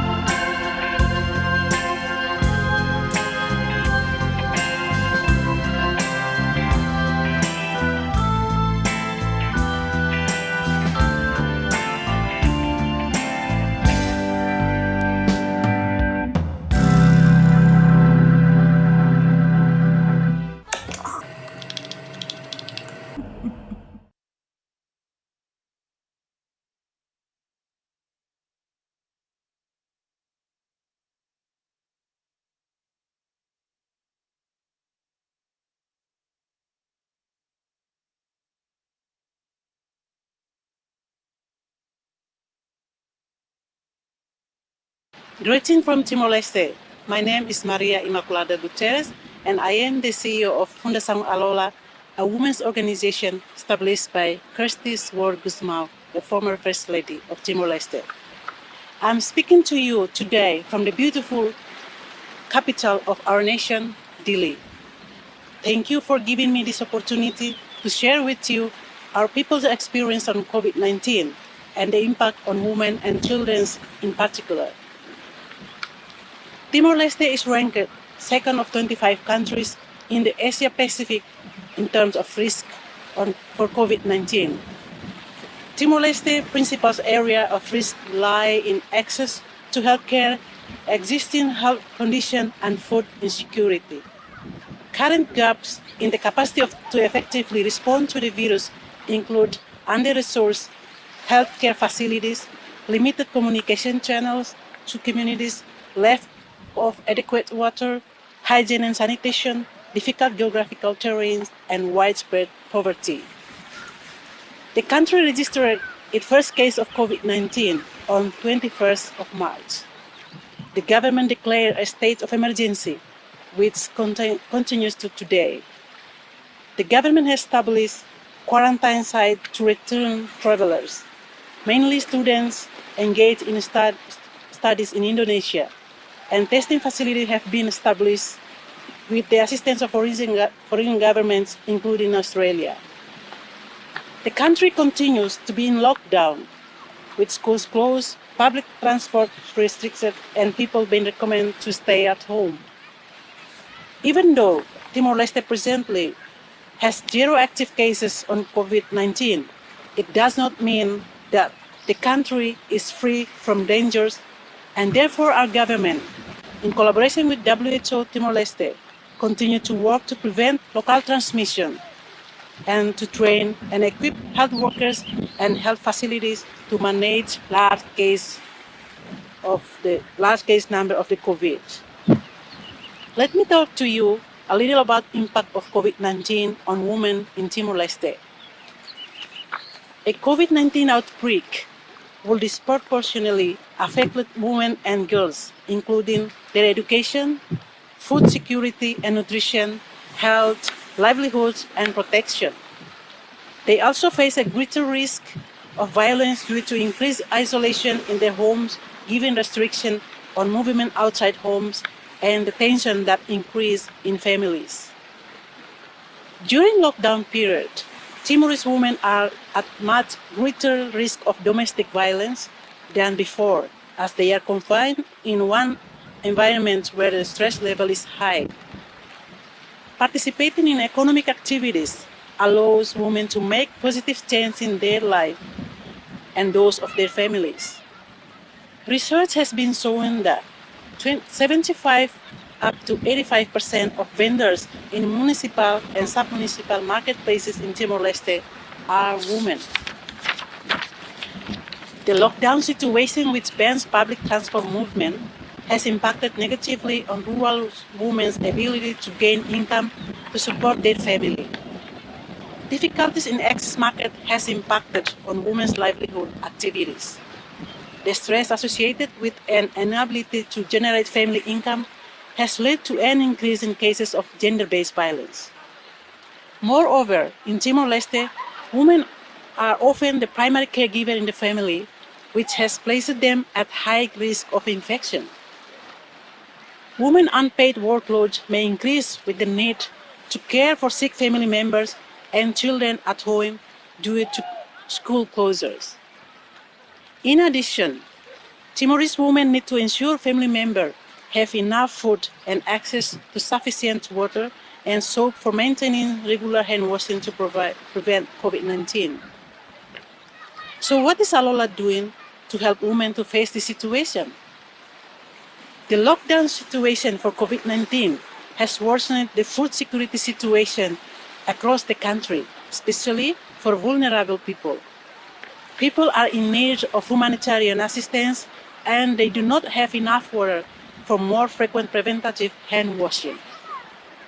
At this stage, Fundação Alola and other women's organizations are continuing to work to support community in providing humanitarian assistance, including distribution of hand washing equipment, educating the community on COVID prevention, and supporting community with facilities for hand washing. From March 28, the Fundação Alola also began implementing social distancing. Staff began to work from home and to work in the office on a rotational roster to decrease density, including limiting domestic travel. The Alola management team worked hard to develop new plans to adapt to the situation and to support its beneficiaries during the COVID pandemic. Therefore, starting from April 28, Fundação Alola initiated an activity of COVID-19 prevention at community level out in few municipalities by educating people on prevention and the spread of the COVID. Due to food insecurity caused by lockdown, Alola has been providing some humanitarian assistance in the form of basic needs to its target vulnerable groups out in 13 municipalities. Besides that, Alola, through its maternal and child health and education program, has also distributed hand washing equipment, including soap, buckets, water tanks, face masks for approximately 5,000 beneficiaries out in rural areas. In addition to community education on prevention, we have also been teaching our target communities on how to establish a hand washing facility called Tipitat, using community resources available in their area. Recently, Alola was contracted by the Australian Embassy to produce and distribute more than 250,000 face masks for students at primary school across the country. This is great news because it will create employment and generate income for a large number of women. The motto of our organization is Strong Women, Strong Nation. We believe that by continuing to invest in women's education and resourcefulness, as we do every day in each of our programs, Timor-Leste will beat COVID-19 and look ahead to a bright future of health and equality for all. Obrigada, Barat. Thank you very much.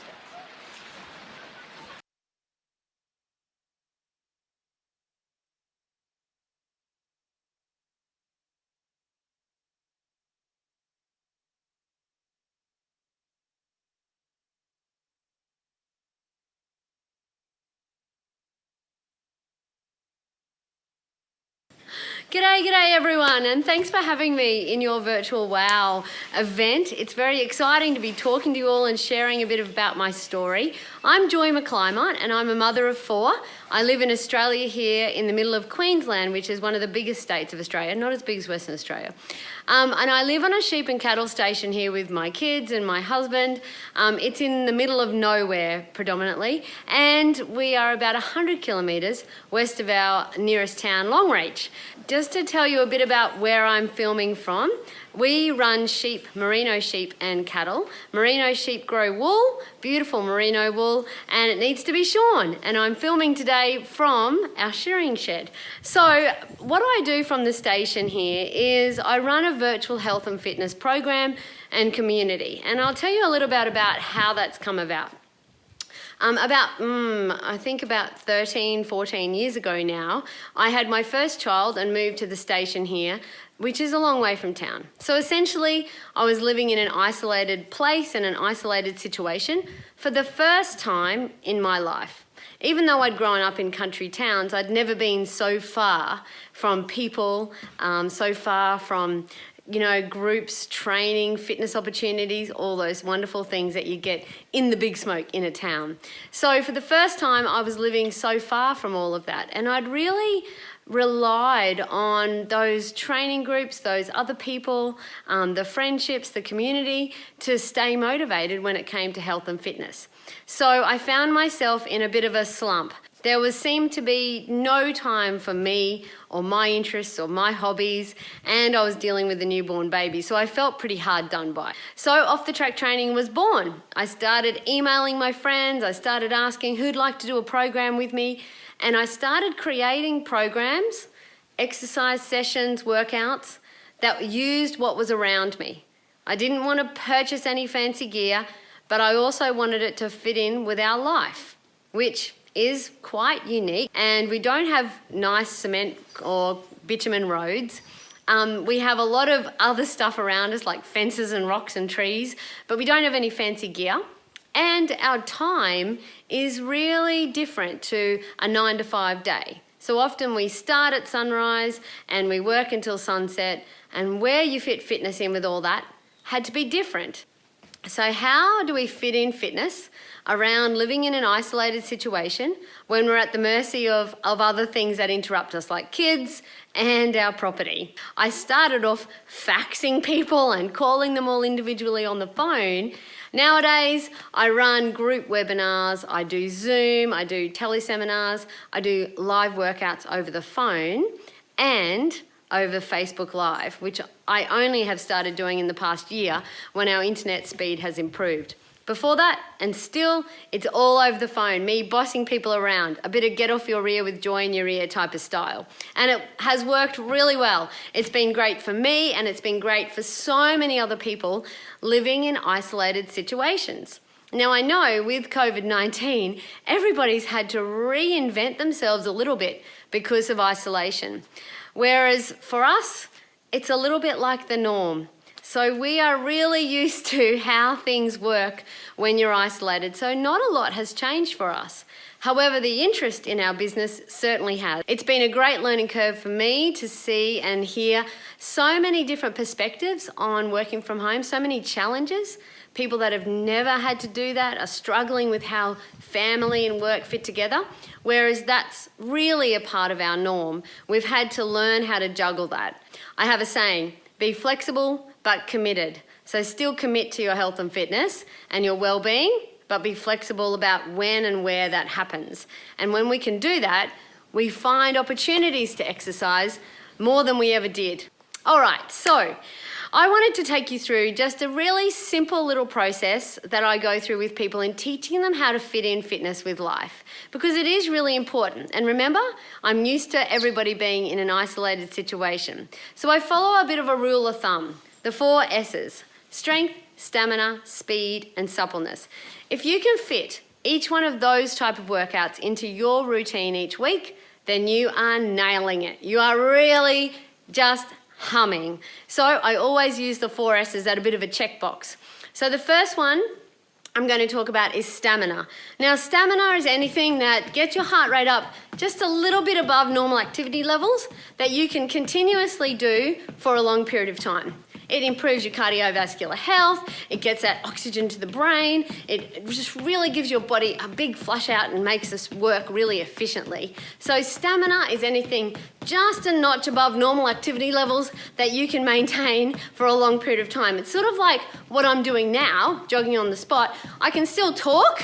There's a little bit of a huff and puff there, but not too much. So you know you're doing a stamina session when you do the talk test, and you can still talk in sentences, but you might have a little bit of a huff and puff in between each one. If I was going so hard that I couldn't talk, then you would be going into a speed session. So stamina is really important. If you can do one slow, long, steady stamina session a week, you're humming. The second one is strength. Now, strength is easy to fit in with daily life, and I'm going to demo a strength exercise called the wall sit. Well, I'm going to call it this lovely shearing shed wall sit. So, I'll just tilt my camera here so that you can see me. Don't mind the broom, we're in a bit of shed cleanup. All you have to do is put your back against the wall, step your feet out, and you might want to try this now with me. Lower your bottom down so that your knees are at 90 degrees, and just pull that belly button to your spine and squeeze that lower back into the wall. Holding there nice and steady. Breathing, feel the burn. Just make sure your knees are behind your toes, so you don't want them over the front. So you've got to step those feet out. And you can hold that nice, composed wall sit 5 seconds after the burn.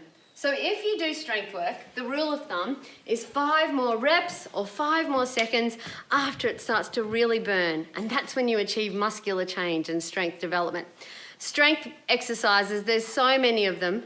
You can fit them in haphazardly throughout the day, easy peasy. The third one is speed. Now, we all need some high intensity, some speed work in our body, especially if we've been sitting at a desk all day and especially if we've been stressed. A really short amount of speed work, like 5 minutes, can make a big difference to your stress levels, pumping out and using up some of the cortisol that's been pumping around our body.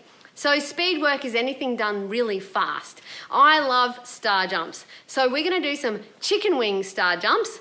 Are you ready? So you can jump or step them out, but whatever you do, you've got to be going fast. So nice chicken wing star jumps, really swiftly. In and out, in and out, in and out, in and out. Good job. Stop there. Now I'm going to use the wall table here to do a few little jumps on the spot. So we can press against a table or a bench and push up and do some nice little jumps on the spot. That's all counts as speed, power, high intensity work. When you're jumping, you actually lay down bone, so it helps with bone density. Strength work does too, and so does jumping. So if you're a female, particularly with light bones, jumping and strength work is your go-to for improving that bone density, which is pretty important. The last one, the fourth S, is suppleness. And we all need a little bit of stretching in our lives, yeah? So let's have a little stretch. Let's put our hands to our lower back and just lean back and push our hips forward into a little lower back bend. Good, little baby back bend. Nice work. And coming back up into standing. Now just interlace your fingers behind your back and press them down near your tailbone and squeeze your shoulder blades together to really open up that chest. So if you've been driving or sitting a long time, this is a really good counter pose for that, especially when we find ourselves hunching over. So stretching back, squeezing, good job, and releasing. So you can fit fitness in with life. Something is always better than nothing. Believe me, those small little somethings that you do each and every day make a difference, as is the mental capacity and the mental perspective you have towards isolation. Be flexible but committed. Keep rolling with life. Remember, you can achieve great things just in your own space, wherever you are. You don't need fancy gear. You don't need a huge amount of time. You can tick the boxes with health and fitness in small amounts of time done over a long period of your life. Remember this fitness gig, take care of your body. It's the only place you truly have to live in. That's my message to you from Off the Track Training. Thank you for having me all the way from Longreach, Queensland, Australia. I hope wherever you're listening from, you're really up and at 'em, punching the air with all of these inspiring speakers in the WOW virtual event. Catch you soon, guys. Talk to you later. Bye.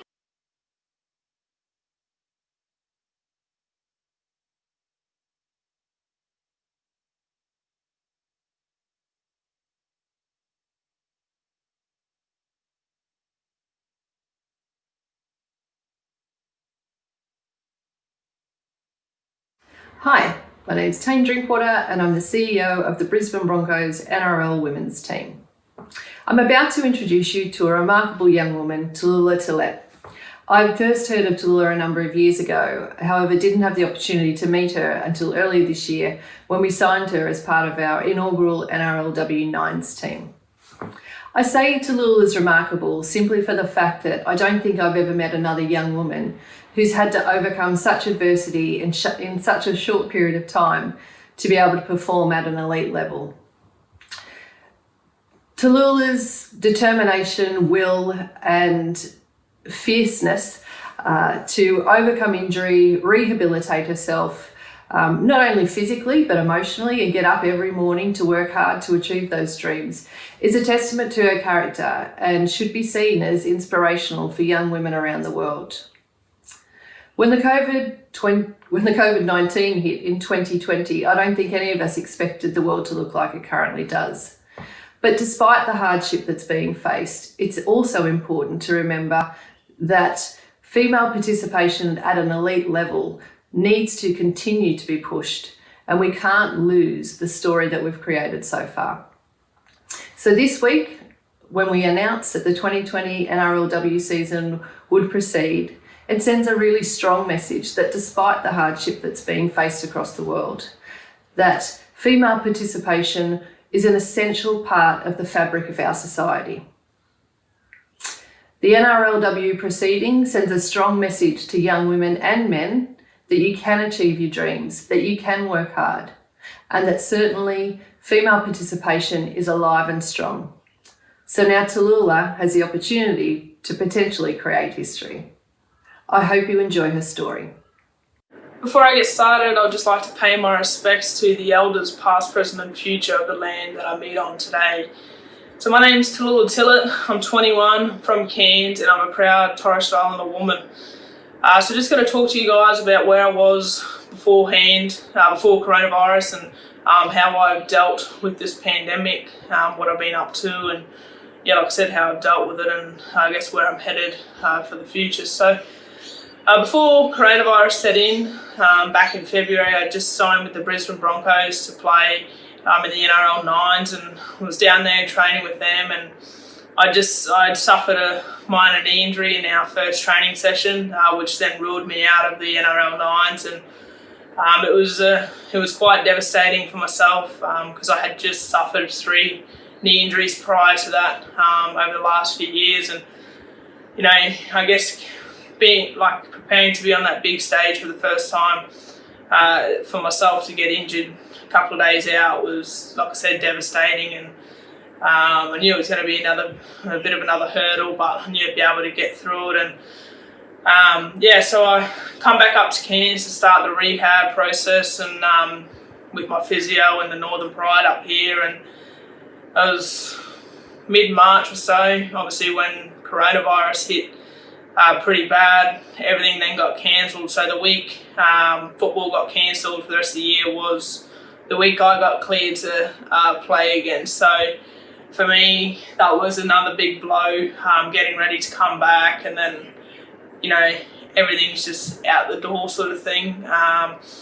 It was quite challenging mentally. You know, you put in all that effort to get back out on the field, and then it's ripped away from you in a split second. But, you know, like I said, it was tough, but I couldn't control that. I couldn't change anything about it, and, you know, I was still one of the lucky ones that coronavirus didn't really affect me that bad compared to what other people were going through and had been through. So I obviously still consider myself lucky, considering, you know, it was obviously still devastating, but I just had to deal with it and move on from that. But like I said, it was challenging, and I sort of went through a bit of a slump with my training, and I suppose I needed a few weeks off to sort of refresh myself mentally, and so I took a few weeks off, but it was pretty hard to then get back into it. But, you know, I was still very lucky that throughout the pandemic, I was able to keep my job. I worked for a builder called HC Building and Construction, and we build up in the Aboriginal and Torres Strait Islander community. So, you know, we're an essential service, and I was obviously very lucky, one of the lucky ones to be able to keep working, and which was really good for me. Obviously, mentally, you got something to get up and look forward to each day and occupy yourself with. So that was obviously a really good thing for myself. And I eventually got back to the point where, you know, they were talking about the state of origin and the NRLW starting to, you know, get back on track for the end of the season. And I had to switch back on with my training and, you know, start, I guess, preparing myself for, you know, what could potentially happen in a few months' time. So started getting back into my training, and I'm actually really enjoying it and loving it now. I think having a few weeks off was probably a good thing for myself mentally, sort of, you know, refreshing myself and getting ready for what could be in a few months' time. So that was obviously a really good thing. And throughout this time, I've also, with my sister, Indiana, been able to create a Instagram page called Tillett Sisters, which is something that's been a really, or had a really positive impact on not only ourselves, but quite a few people within the community as well. So we decided to create this page to help inspire and empower people, in particular women and young girls coming through, you know, to go out and chase their dreams, no matter you know what life throws at them, and you know any obstacles that they have to sort of overcome. So we've decided to do that, and my sister, she's been through a knee injury as well, so she's had to sort of go through tough times as well. So that's been really good for us and for myself in particular. Obviously, gets you out there and gets you motivated, and it sort of gives you a reason to keep going. And so yeah, that's been really good. So yeah, and like I've sort of learnt within this period that I can only control certain things, and that you can't control everything, and that you've just got to sort of deal with it and take each day as it comes. And a thing that I've sort of lived by through everything within my sporting career and injuries, and that is, it is what it is. And like I said, it's something that I can't control, and I just sort of think each day is a day closer to where I want to be with my football career and achieving my dreams. So I think everyone out there, for everyone, it's a day closer to, each day is a day closer to sort of being back to normal and everything being better again. So I think we just all got to keep at it together and stick together as a community, and we'll all get through this pandemic, and we'll all see the other side very, very soon.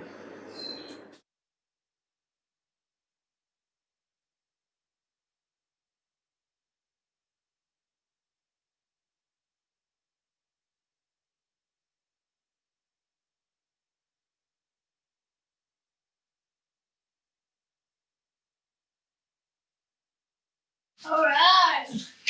Hello, welcome to the Country Witches Association. I know, here we are, we're witches in the cauldron, saying hi to you at WOW 24 hours, the WOW 24 of amazing women from all over the world. We're just topping it because we really feel like women need to connect. Yeah, in every way possible. Yeah. In the post-COVID situation, like this keeps us clean. We're sick of sanitizer. And now that you're allowed to have guests, you might as well be clean together. I don't think they've given an absolute how many people you can have in the bath. No, there isn't. But I think at least one other person in the bath is okay. It is. We are socially distanced. We're socially distanced, and we are wearing tops, by the way. Yeah. You can see, like, our boobs. They're not actually boobs. They're skin-coloured sweaters. And oh shit, I don't know what that was. But it doesn't matter because we're not doing it because we're prudes, are we? No, we'd be topless. No problem. And bottomless, because we're not like that. We're proper witches. It's just that, like social media and everything's so conservative, don't you reckon, around the whole way of women's bodies? Like if women show a nipple, you're taken off Facebook. Yeah. That's like men's nipples are okay. How is it that a man nipple and a woman's nipple is different? Why aren't they both sexualised? Yeah, if men were in a tub with their nipples out, there wouldn't be a problem. No. But as soon as you and I went nipples, we'd get shut down. It's true. And it does actually happen like that because it's kind of like you can't be seen in any other way except being sexualised. Even in the bath together as two women, people will start to find this slightly erotic. And yeah, the time that we did this on Facebook, we had more men than ever on our live stream. And I was like, this is actually, the Country Witches Association, Mandy and I started as a tongue-in-cheek sort of version of the Country Women's Association here, and we tip our hats. Yeah, absolutely. I don't think there's many of the Country Women's Association in the bath together right now, but hey, sisters, give it a go. We're just trying to push the boundaries of taste and social decorum. It's kind of fun doing that because it's a thing though, isn't it? Because you do feel like, especially like your boobs thing. I've breastfed 4 kids. Yep. For 11 years or something all up, and you've breastfed 3. Yep, 3. So we've had a lot of tit out time. Yeah. Like heaps of tit. I've had more tit out time, I think, than tit in time. And I really hated the way when I was a breastfeeding mum, the way people would be offended by me breastfeeding in public. I know, it's crazy. I asked to feed in the toilet, a shopping centre. Could you go to the feeding room, which sounds like a glorious room. It wasn't on velvet couches. No, it's a toilet. It's a stinky room near the toilet. I'm like, would you eat in the toilet? No, it's disgusting. Yeah. Yeah, I breastfed my children in Ireland, very Catholic. Oh, you like tits out in Ireland? No, and over here, I had my third over here, and tit out was like completely fine. But in Ireland, it was like, shawls and the whole thing. And I hate the and shawl. Men feeling like they need to leave the room when you're breastfeeding, and you're like, this isn't a sexual act. Don't. This is a feeding and nourishing of my child that is naturally within my body. Like, that should be okay. Yeah. Well, it is okay, but I think it's always unusual that a non-sexualized, the most amazing functional act of the boob, like breastfeeding's pretty amazing. Like amazing. That's all the what different breast milk changes. I worked out that I put out something like a whole room as big as this bathroom full of milk by cubic litre. If I'd put out for all your kids. It's like gross domestic product. I could have been led around a ring as a primary producer. But no one celebrates women for that. Like, that's pretty amazing to do that and maintain a job at the same time to do that. But the fact that your boob is in that situation where it's kind of seen as repellent or repugnant when the breast is doing what it's designed to do, when it's not being sexualised, the breastfeeding. Yeah. Weird. I was just remembering back to it as well, like when I was working and when you have to pump. And have you pumped? Yeah, and I was teaching at a school, amazing, all women. There were 2 men on the staff, but I still had to go to the supply room to find a place. To pump in a supply room? Because where else in a school can you pump your breast milk? But how many women are teaching all the time that are having babies, and in loads of other parts of life where they're going into the supply room to have a pump, to have their pump? So sad. And that's why they call it the letdown. Because we feel let down by the system, that we're still marginalised. That we can't take a bath with you while 24 all around the world with our boobs out. Because we do in the Country Witches Association invite women when they're in the room to free the nipple. We invite them to take their bras off, and whatever that means for them. If they want to take their top off, the room is a safe space that we allow for that to happen. Or if they just want to get rid of the bra and not have it constricted and confined, they're allowed to do that. And so for us to be unnaturally here with our boobs tied up so that we can fit into the social norms of social media. I know. Imagine a world where boobs swung free. Where boobs just flash, real boobs, not fakey wakey boobs, like real boobs, big boobs, giant boobs, small boobs, flat boobs, long boobs, all the boobs. If all the boobs were out, it just completely demystifies. Victoria's Secret wouldn't have a campaign because it's not secret anymore. And that's the world I want to see for my daughters. Yeah. Boobs out world, Boobs safe out. world, an empowered world. Yeah, and where you can have tub time with your girlfriend. Without being sexualised. There we go, tub time. Yeah. See you out 24. Yeah, go get in the tub. Have one for us. Free the nipple. It's very nice. It's much better than having to wash your hands in that horrible Dettol stuff all the time. I feel very sanitised now. Okay. Thanks, Mandy. Can I touch your face? Yeah, go on. This is Mandy Nolan. My name's Onya Turl. Having my face touched. Face touching is really nice now. We haven't been able to do it for a while. Goodbye. See ya.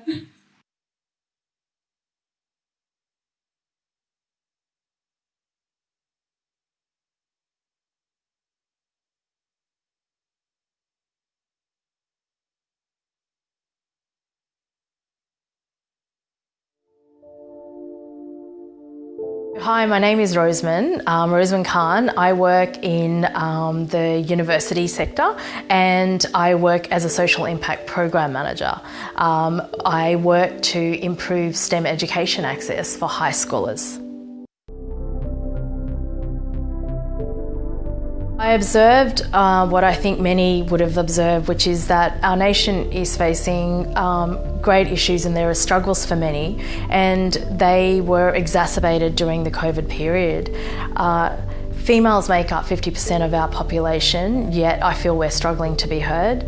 I think in saying that, there is no point in being heard if the right people aren't listening and can't help.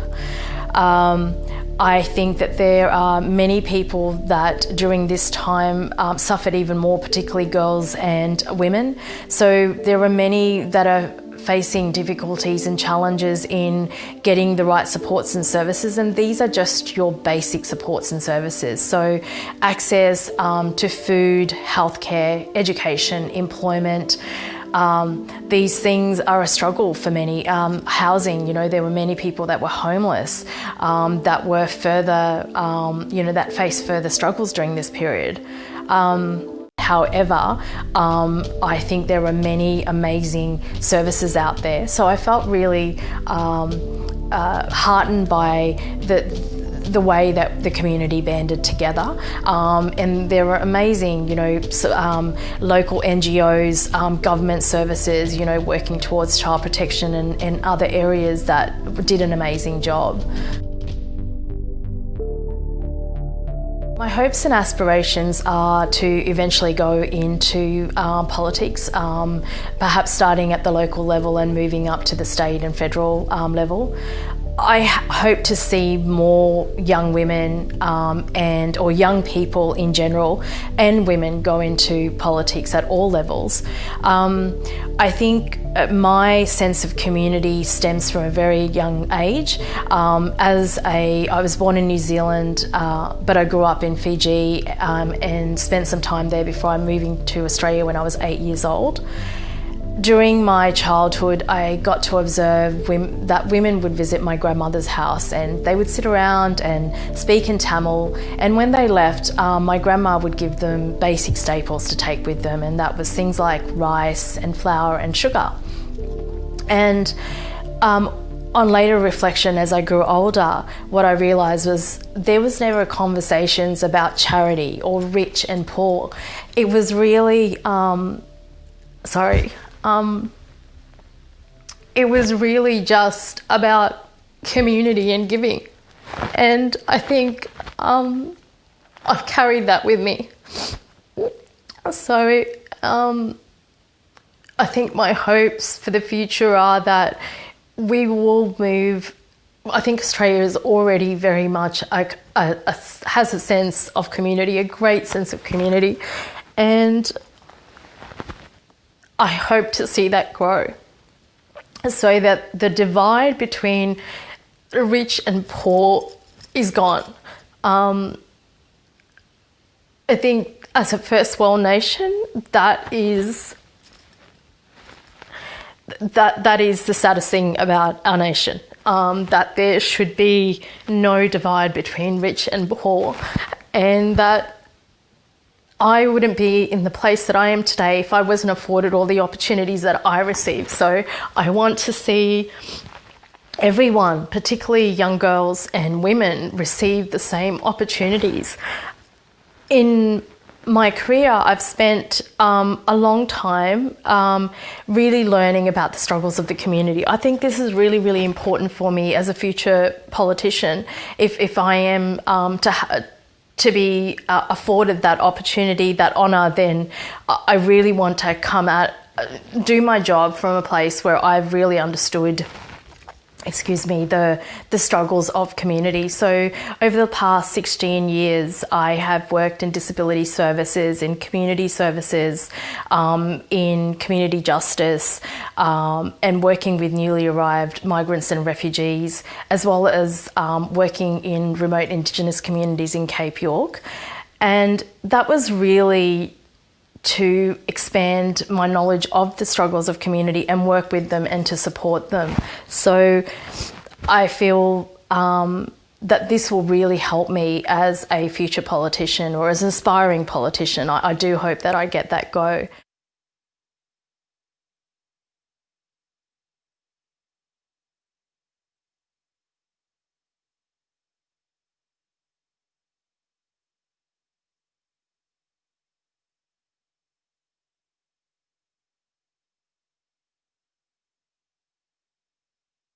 Hi, my name is Kathy Hunt and I'm the executive producer of WOW in Australia. And as we come to the end of the segment of programming from Australia and the Pacific for this fabulous global WOW 24 event, I'd like to introduce everybody to our patron of WOW here, Quentin Bryce. With a rich and distinguished career as an academic, lawyer, human rights advocate, university college principal, and vice-regal representative in Queensland, Quentin was the first and so far only woman Governor-General of Australia for 5 years between 2003 and 2008. Quentin continues to contribute to major policy initiatives for women, families, and First Nation peoples. She is widely loved and admired for her intellectual vigour, her conviction, and the warmth and grace she brings to every role, qualities she energetically shares with us as patron. She is also a passionately engaged grandmother, and as you will find out in a catch-up I had with Quentin last week on the impacts of COVID-19 on elders in our community and on grandmothers in particular. I hope you enjoy the conversation. We were going to start, as I said before, by just talking about your grandchildren, Quentin, because you often talk about them, and it would just be great for everybody to know exactly who your grandchildren are and where they are. Well, there's nothing more a grandmother loves than to talk about her grandchildren. I remember many, many years ago when Michael and I'd go to a dinner party and, I'd walk away and say, "You didn't get stuck with that woman talking about her grandchildren all night, did you?" I turned into one overnight when my first grandchild was born. It is something that pierces your heart in a way you could never imagine. And it's a magic relationship, enormously important in the life of every grandparent. But it's something that's deeply in my heart, and what I love about my life as an elder. And who was the first?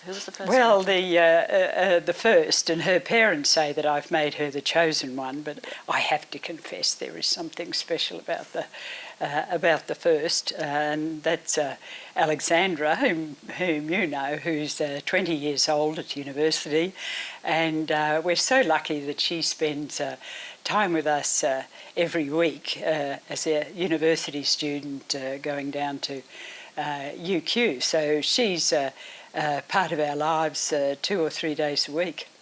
And we love having her in our household. And of course, we've missed her desperately during the last few months.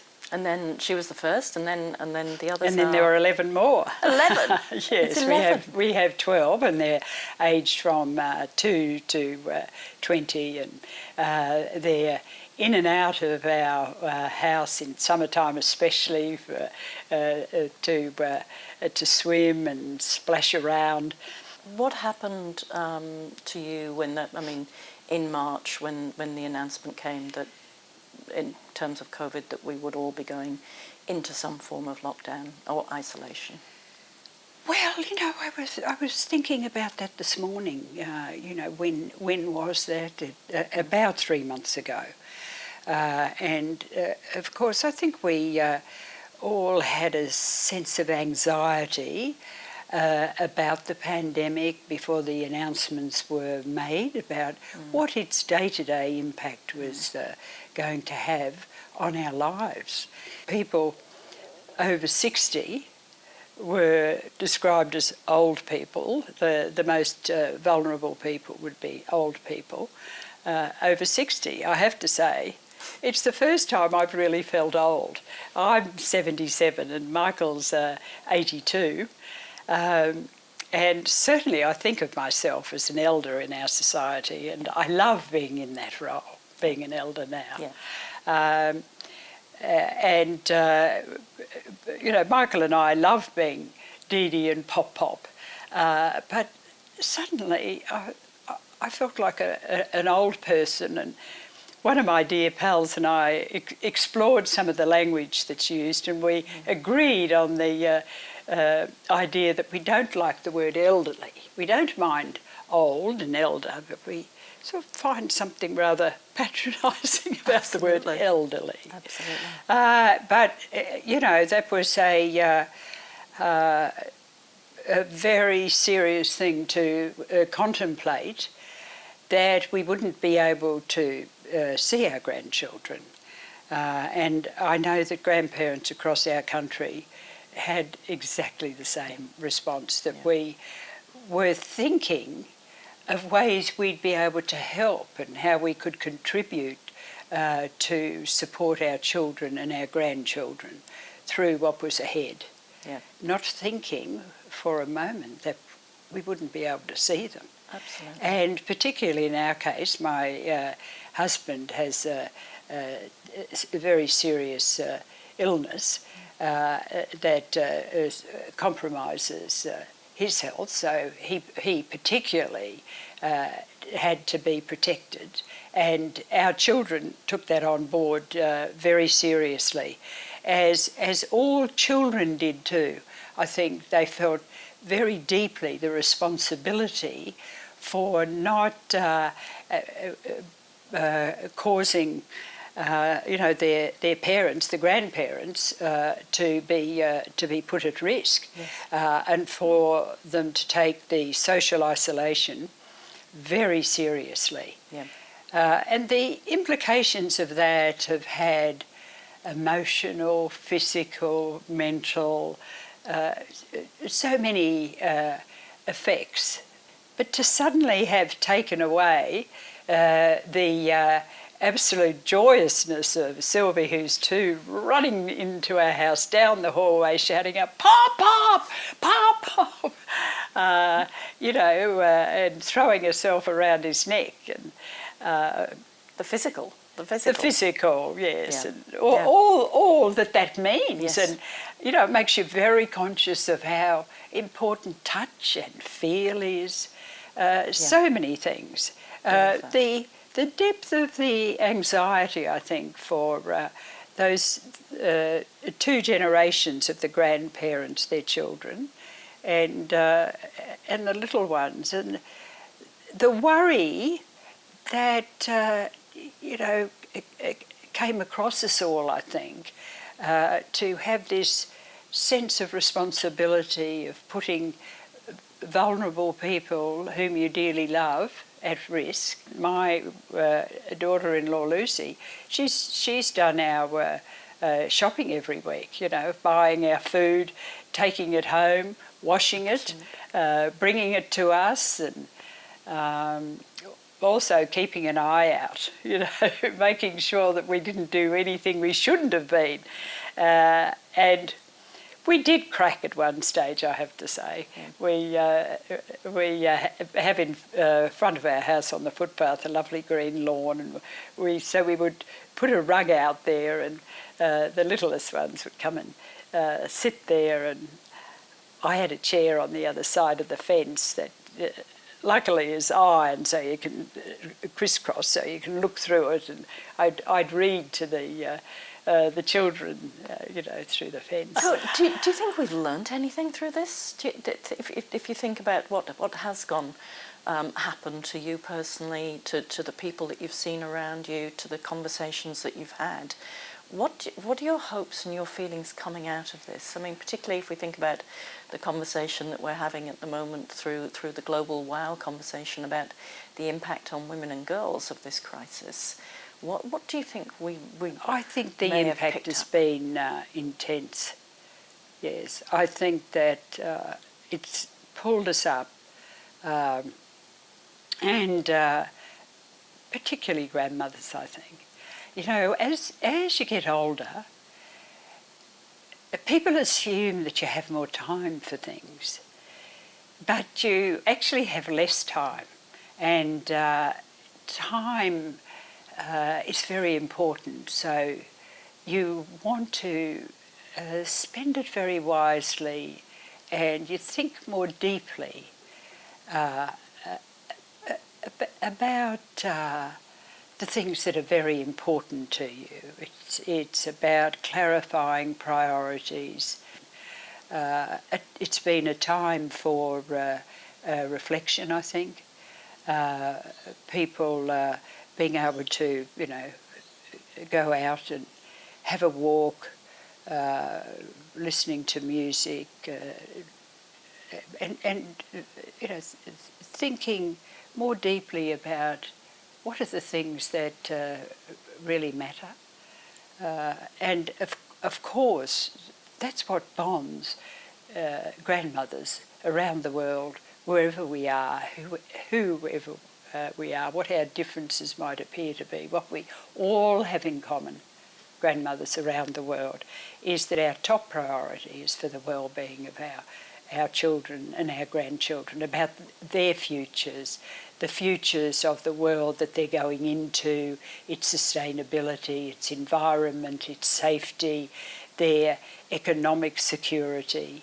So it's been a time, I think, for clarifying a lot of these things that are so important, that in the hurly-burly of our lives that are in many ways more and more hectic and chaotic in a time of enormous change, technological change. It's had a very deep impact. We've heard a lot, yet again, of the word resilience. To me, a much more significant word to describe, what's at the heart of all this for us has been about reflection. Absolutely. So what would your final message be for grandmothers and all those grandmothers in the world out there who might be listening? Well, it's a sense of solidarity and sisterhood, I feel, with them, because I've been talking about my grandchildren, about missing the hugs, missing the joyousness, missing the lovely quiet conversations on the side with these wonderful young ones in our lives that matter so much to us. But I'm so conscious of the fact that grandmothers around the world are in just the same ways sharing these emotions, concerns, and that's highlighting, I think, emphasising the very important role that grandmothers have, of elders, and our responsibility to speak up, to support, to show leadership in our own way, in our families and in our community. And that's what grandmothers do. I've got a favourite expression, grandmothers know best. but it is about so many of the things really that wow's about. Yes. The magic that what you're doing now, all the wonderful people in WOW bringing together this great gathering on the net. Instead of what we were really planning to do around the world. It's so empowering, and it fills me with optimism. It's the power and the magic and the reassurance and the reaffirmation and the encouragement by women, for women of all ages. So I'm absolutely thrilled that this WOW is happening in 2020, that we're not going without our WOW, because it's what changes the world. Yes, my message really is about our sisterhood and the empowerment of women and the leadership of women and the coming together of them. Particularly led by elders who are grandmothers. That's our job, and we love it. Thank you, Quentin. That's great.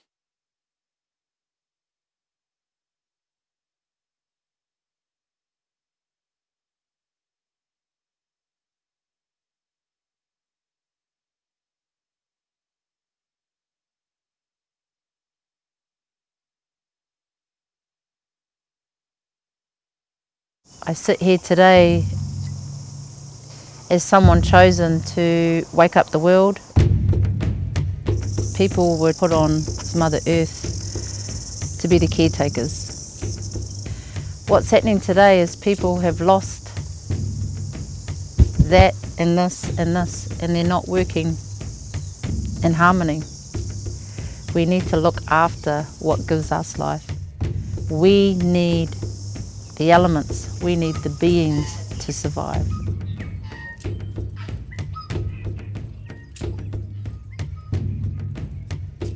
Today we have resources of abundance. Today we have all people from all over the world wanting to help.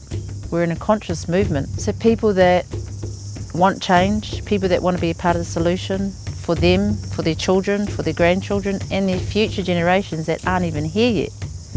We need to all give from heart and share and put the money to the right causes, the people that are in truth and walking with integrity, that are actually going to save our future planet. And this here was already there before I was born, and it's a message of the conscious movement today. It's a turtle, so Mother Earth is the shape of a turtle. It's to tell people to look after the elements from the sky, sun, water, earth, to look after the beings, to look after yourself, to listen to the elders, to come together and walk clean to bring peace and harmony.